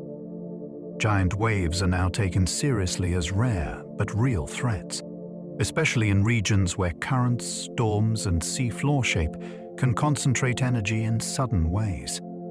This matters for the Bermuda Triangle because a rogue wave could overwhelm a vessel before the crew sends a full distress call. It would not need to leave behind a neat explanation. It might damage the ship, scatter debris, and vanish into ordinary water before rescuers arrive. Skeptics see this as one of the strongest natural answers for some maritime losses. Yet it still feels mysterious because the attack is almost invisible after the fact. The wave appears, changes everything, and leaves the ocean looking innocent again. Satellite data later confirmed giant waves are more common than once believed. The discovery changed how people think about old sea stories. What once sounded like sailor folklore became a subject for serious measurement. Satellites began revealing that very large waves occur more often than earlier models suggested, which gave new weight to historical accounts of sudden ocean violence. For the Triangle, this creates a fascinating twist. Some disappearances may have seemed impossible, because investigators underestimated what the sea itself could do. A ship could meet a wall of water so large that ordinary expectations failed. Yet this does not make the legend smaller. It makes the natural world feel stranger. If satellite tools can confirm threats once dismissed as fantasy, then what else have witnesses described too early for science to accept? That question keeps the mystery alive in a different way. The boundary between wild story and real phenomenon has moved before, and it may move again. Magnetic variation once made navigation in the region unusually tricky. Older sailors and pilots had to think carefully about the difference between true north and magnetic north. In some areas, that difference can matter enough to change a route if it is not handled correctly. The Bermuda Triangle became associated with magnetic confusion, partly because navigation here could punish small mistakes. A slight error over land may be corrected by roads, towns, rivers, or mountains. Over water, the same error can grow for miles before anyone notices. This practical detail may explain some reports that later sounded supernatural. Yet it also gives alternative thinkers a foothold. They ask whether known magnetic variation is only the visible edge of a deeper disturbance.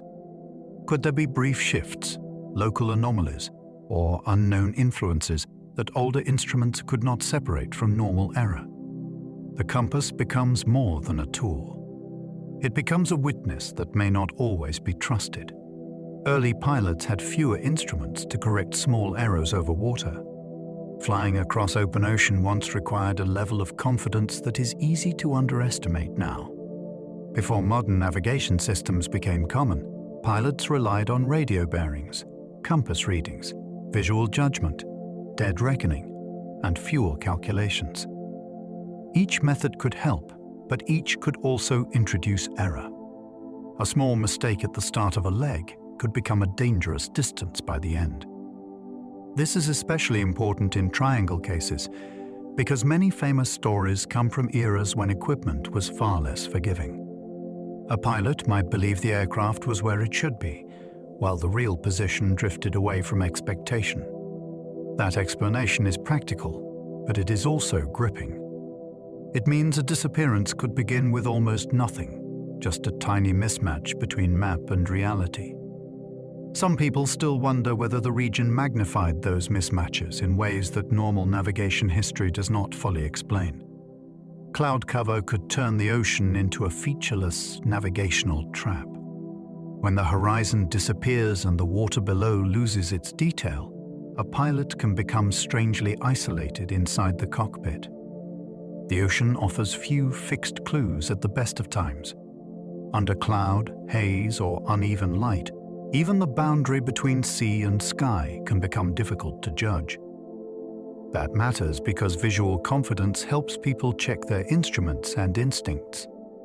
Without it, a wrong assumption can feel correct for far too long. Some triangle incidents may have unfolded in conditions where crews could not easily confirm their position by sight. Practical explanations point to weather, human perception, and the limits of training. Yet the effect can feel almost uncanny. The world outside the window stops giving useful information, and the aircraft becomes a moving point inside uncertainty. For mystery lovers, that is where ordinary atmosphere begins to feel like a hidden intelligence guiding travelers away from safety. Night flying made distance and direction harder to judge over dark water. At night, the ocean can remove nearly everything the eye depends on. A pilot may see only instruments, scattered lights, and a horizon that is not always clear. Over land, towns, and roads can provide a sense of scale. Over open water, darkness can make altitude, direction, and distance feel less certain. This is one reason nighttime disappearances carry such unease in the triangle's history. A flight may be close to land and still feel suspended in nothing. Radio contact can help, but it cannot replace the immediate reassurance of visible ground. Some explanations focus on spatial disorientation, instrument reliance, or misjudged position. Others imagine stranger effects that become possible when normal perception weakens. The darkness does not create a mystery by itself, but it gives mystery room to operate. In these waters, night can turn a familiar route into a test of trust. Electronic fog stories describe aircraft surrounded by strange grey tunnels. Among modern triangle accounts, few ideas are as vivid as the claim that a plane can enter a strange mist and emerge somewhere unexpected. Witnesses connected to these stories describe an unusual cloud-like condition that seems to surround the aircraft, distort perception, and interfere with normal flight experience. Conventional readers may interpret this through weather, optical effects, instrument error, or memory shaped by fear. Yet the story persists because it offers something more specific than a vague anomaly. It suggests an environment with structure, almost like a corridor. Some people believe such fog could affect electronics, navigation, or even time perception. Others think it belongs more to legend, than aviation science. Either way, it has become one of the triangle's most memorable modern ideas. It turns the mystery into an encounter, not just an absence. The aircraft does not simply vanish. It passes through something. Pilot Bruce Gernon claimed he flew through a time-bending cloud. His account became famous because it gave the Bermuda Triangle a first-person story with unusual detail.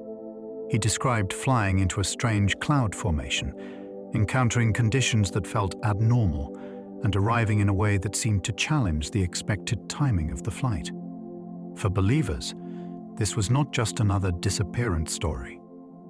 It was a survival account from someone who came back with a description of the mechanism. That makes it powerful. Most triangle mysteries end in silence, but this one offers testimony. Skeptics question how the experience should be interpreted, and they look toward weather, perception, instruments, and memory. Still, the claim remains compelling because it gives shape to the idea of a temporary tunnel through reality. Some people see it as evidence of an undiscovered atmospheric effect. Others hear something even stranger, as though the triangle briefly opened and allowed a pilot to return. His account became one of the triangle's most famous modern anomalies. Many older triangle stories come from military logs, shipping reports, and newspaper retellings. This one belongs to a later style of mystery, built around personal testimony and a specific strange experience. That shift matters. Instead of asking only why things disappeared, people began asking whether some travelers had encountered the force behind the legend and survived.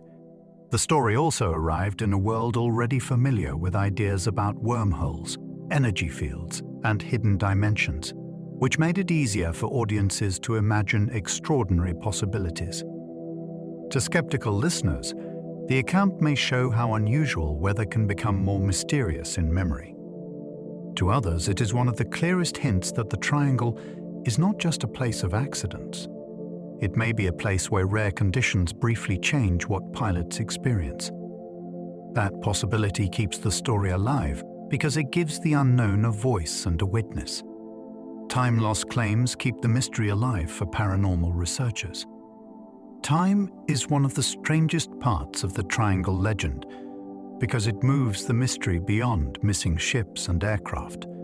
Some accounts suggest travelers noticed clocks, fuel use, distance, or arrival times that did not seem to match expectation.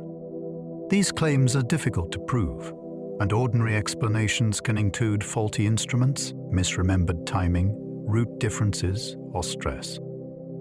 Yet the idea refuses to fade because it touches something deeper than navigation. Losing direction is frightening, but losing time feels like reality itself has become unstable. Some paranormal researchers treat these reports as clues to temporary distortions, natural portals, or unknown fields affecting perception and measurement.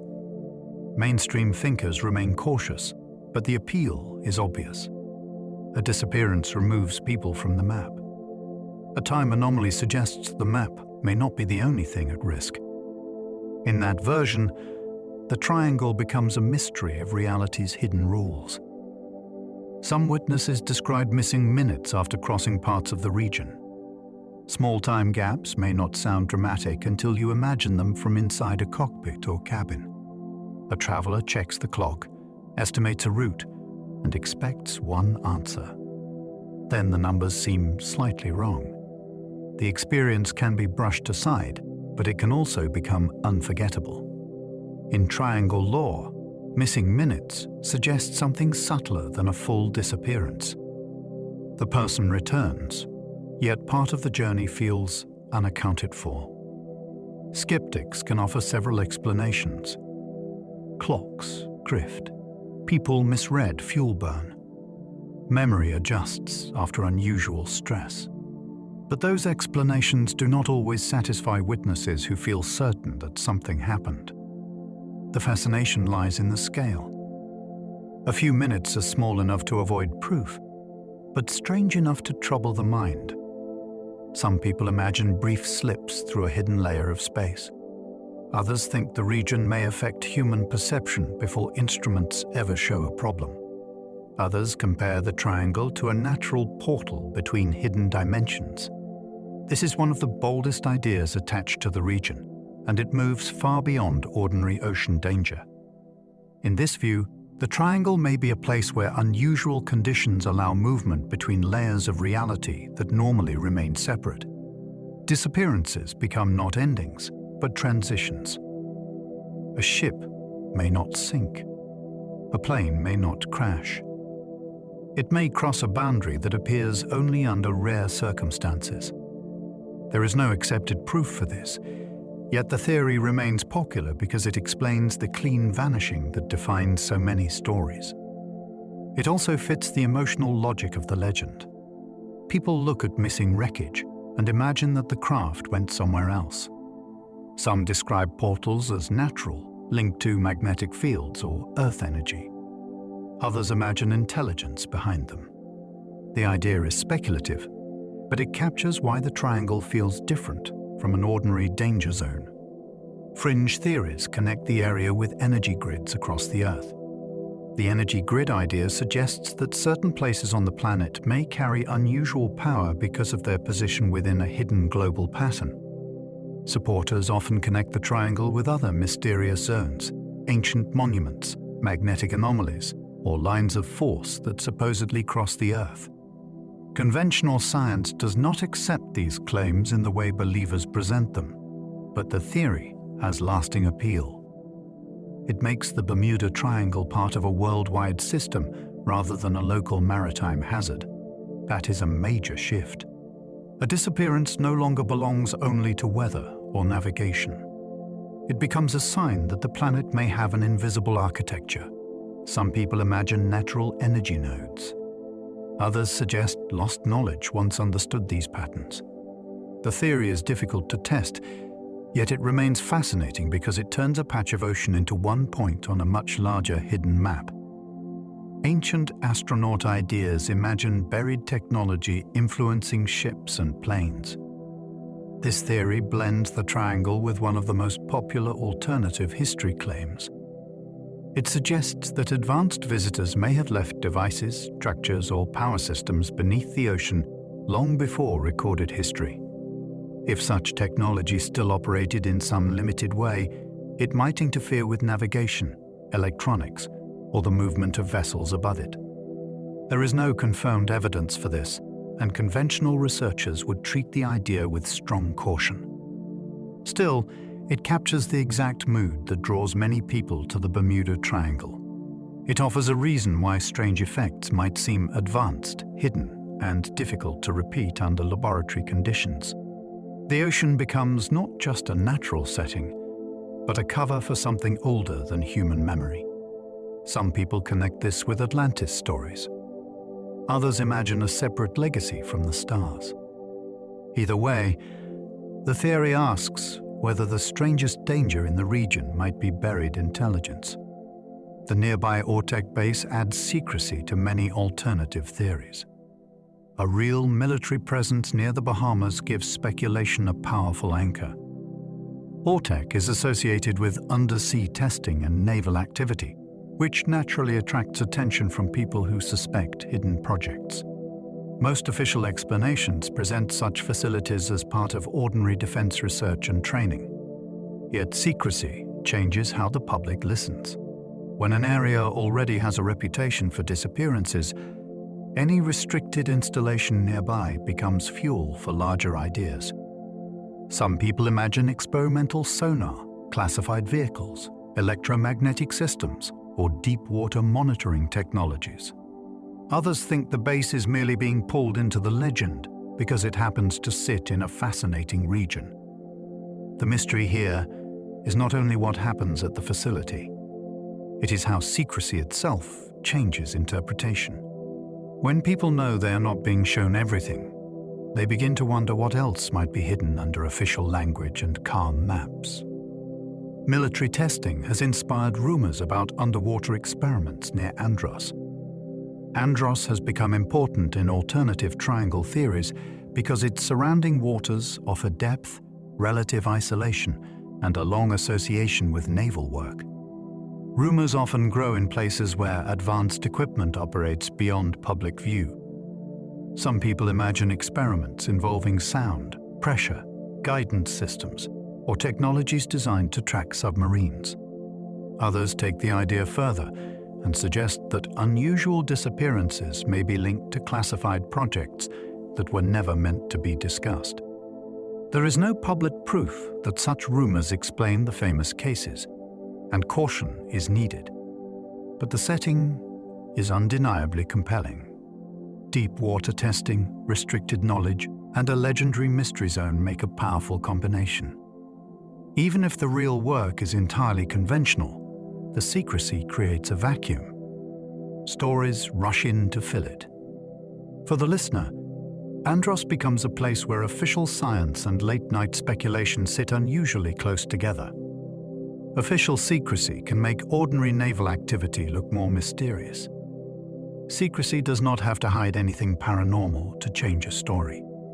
Military operations often keep details private for practical reasons, including equipment, locations, schedules, and methods. That is normal. But when secrecy intersects with unexplained events, the public naturally becomes suspicious. A missing aircraft near a training area may be explained as an accident, while some listeners wonder what else was happening nearby. A strange sound may have a technical source, while others imagine an experiment. This does not prove a cover-up. It shows how gaps in public information become part of the legend. The Bermuda Triangle thrives on gaps.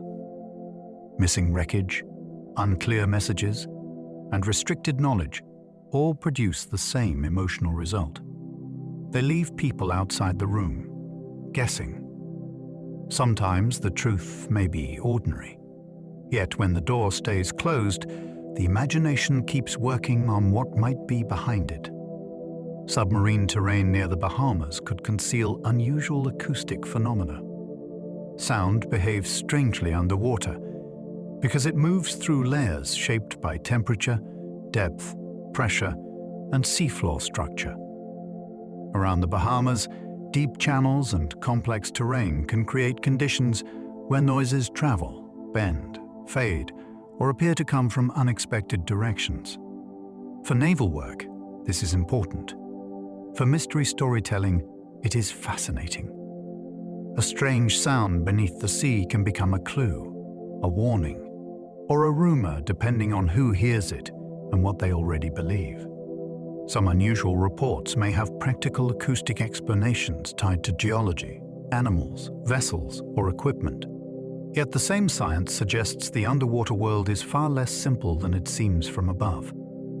If sound can travel in deceptive ways, then witnesses may encounter effects that feel unearthly, even when they are natural.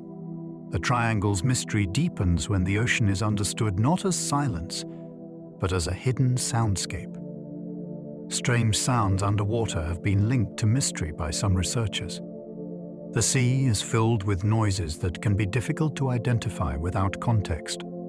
Animals call, ships vibrate, geological processes shift, and human equipment sends signals through the water. In a region already connected to missing vessels and secretive naval activity, unidentified sounds invite speculation quickly. Some listeners imagine unknown marine creatures. Others think of experimental machines, submerged structures, or energy effects that have not been openly explained. Mainstream investigation usually looks first for practical sources, and that approach is sensible. Still, the emotional power of underwater sound is hard to dismiss. A sound can be recorded without being understood. It can be real and mysterious at the same time. For the Bermuda Triangle, that is a perfect combination. It gives the hidden world below the surface a voice, but not a clear message. The result is another kind of evidence that seems to whisper rather than reveal. Animal migration routes may intersect with strange electromagnetic features. Many animals navigate using senses that humans do not fully experience, and some appear sensitive to Earth's magnetic field. That fact opens an intriguing line of thought for the triangle. If birds, fish, turtles, or other migrating creatures respond to subtle environmental cues, then unusual behavior in the region might hint at hidden magnetic patterns. This does not prove anything paranormal, but it makes the area feel more alive with invisible information. Some people wonder whether animals avoid certain patches, become disoriented, or follow routes shaped by forces humans barely notice. Scientific answers would require careful observation, but the idea is captivating because it treats wildlife as natural instruments. The animals may be reading a map that people cannot see. In a mystery famous for compass trouble and lost direction, that possibility feels important. Perhaps the region has signals that machines record imperfectly, while living creatures sense them more directly. Sharks and deep currents can erase evidence faster than searchers expect. The ocean is not a sealed container preserving clues for investigators. It is an active environment that breaks, moves, hides, and consumes. After an accident, foging material can be carried away by currents. Soft debris can sink or scatter. Marine life may disturb what remains. In warm Atlantic waters, the process can happen faster than people on land imagine. This practical reality explains why some searchers find so little. It also makes the triangle feel more unsettling, because evidence does not simply wait to be discovered. The sea works on it immediately. For skeptics, this is a strong reason not to treat missing debris as proof of the supernatural. For mystery lovers, it adds another layer of intrigue. The region seems designed to deny closure. Even when an ordinary accident occurs, nature may dismantle the story before humans arrive to read it. Hurricanes have crossed the region and rewritten the seafloor many times. A powerful hurricane does more than trouble the surface. It can move sand, break wrecks apart, shift debris fields, and bury evidence under new layers of seabed. Over years and decades, repeated storms can transform the underwater record.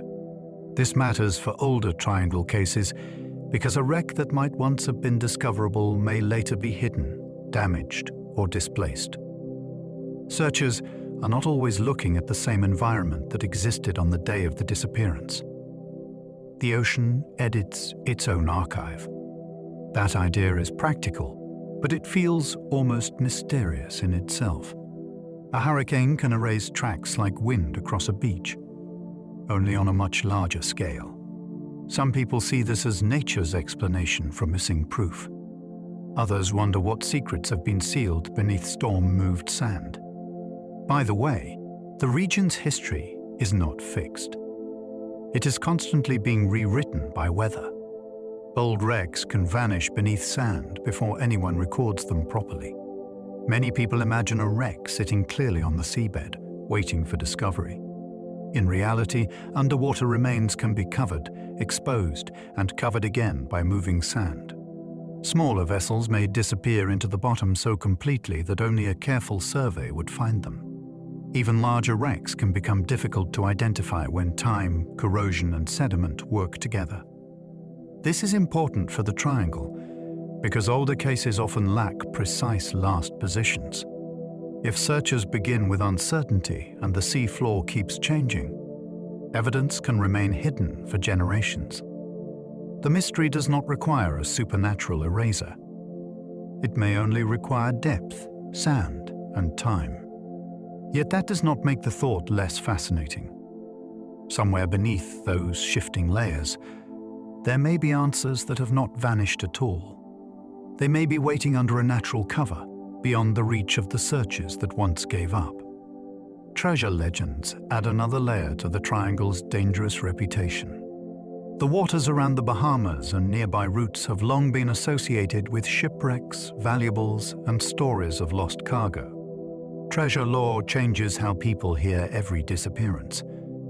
A wreck is not only a tragedy or accident. It can become a hidden prize, a secret map, or a clue to older journeys. This matters because the triangle is not just a modern aviation mystery.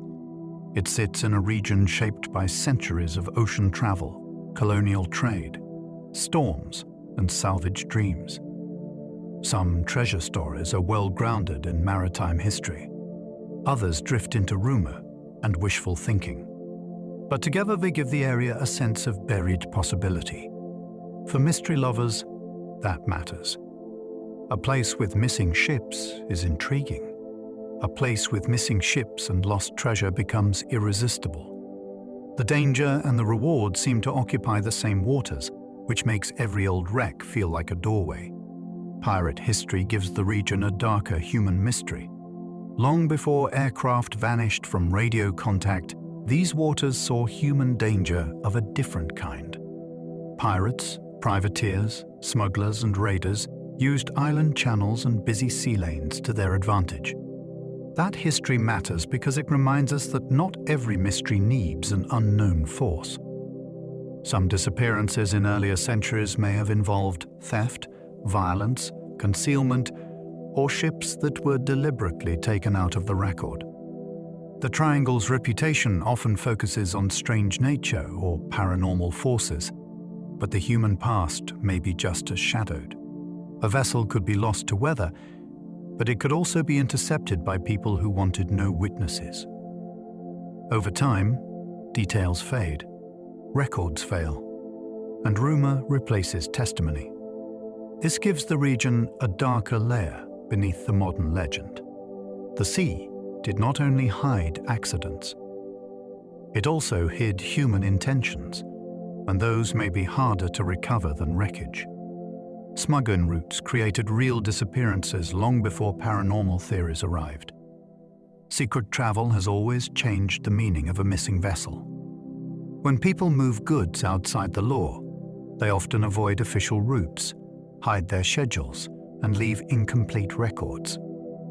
If something goes wrong, the search may begin with confusion, because nobody knows exactly where the craft should have been. Around the Bahamas, Florida, and Caribbean routes, smuggling history gave the region a practical reason for secrecy.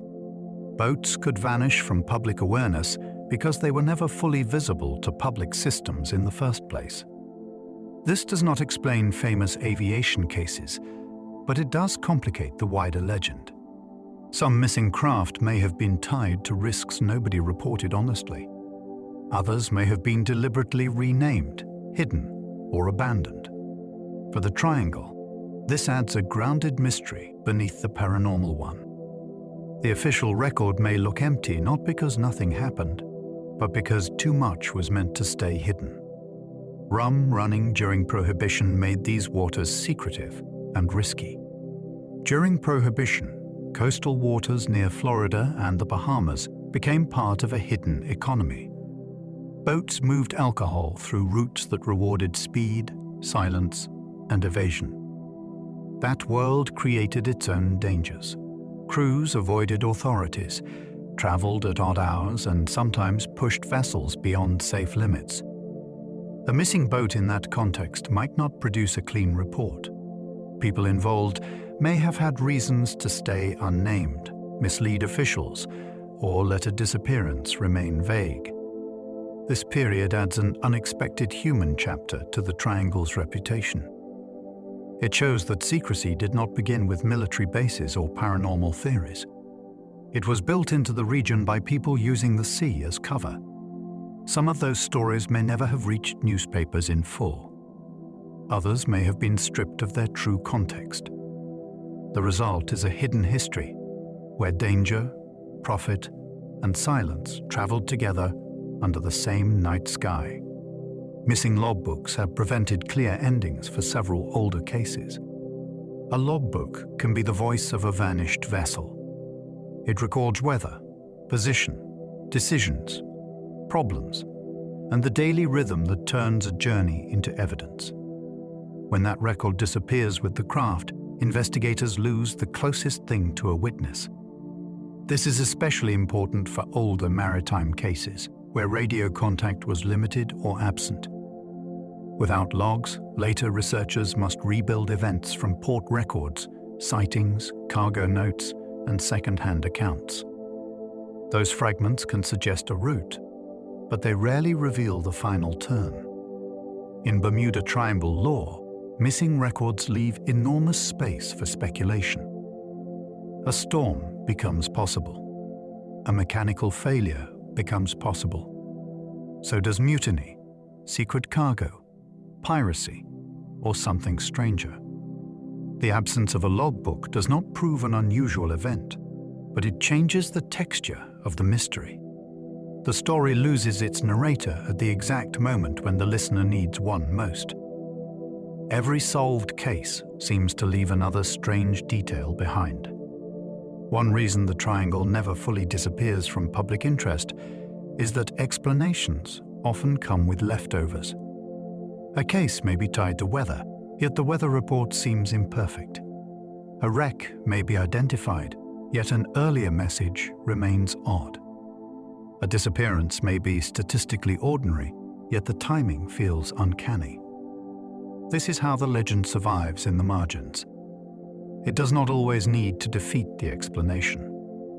It only needs one detail that feels slightly out of place. Skeptics see these leftovers as normal gaps in imperfect records. Believers see them as the real clues, the pieces that refuse to fit because the accepted story is too small. Both reactions are understandable. The Bermuda Triangle is not a single locked room mystery with one missing key. It is a collection of cases where closure often arrives unevenly. The result is a legend that can shrink under scrutiny, then expand again around the edges. The Bermuda Triangle remains powerful because certainty keeps slipping away. In the end, the legend lasts because it sits between evidence and imagination. Many cases have practical explanations, and some famous stories have been corrected over time. Yet the region still holds a rare kind of cultural force. It gives people a way to talk about the ocean's scale, the limits of technology, the fragility of navigation, and the possibility that the world contains hidden patterns. That combination is stronger than any single theory. The triangle can be approached as history, folklore, science, conspiracy, or late-night wonder, and each path finds something to hold. The mystery does not require every story to be paranormal. It only requires enough unanswered space for the mind to keep returning. That is why the name still works. It points to a real part of the Atlantic, but it also points to something larger, the feeling that the unknown is closer than we think. And so, we leave the Bermuda Triangle where it has always waited, between the known world and the unanswered one. Tonight, we followed missing aircraft across uncertain skies. We listened for radio messages that faded before the ending arrived. We traced ships that crossed busy waters and somehow left behind only fragments, rumors, or silence. We looked beneath the surface as well, toward deep channels, blue holes, shifting sand, and stone formations that still invite argument. Some explanations brought us back to weather, currents, instruments, and human error. Others led us towards stranger possibilities, where time might slip, hidden forces might stir, and the sea might be keeping something it has never meant to return. That is the strange power of this mystery. The Bermuda Triangle does not give us one locked answer.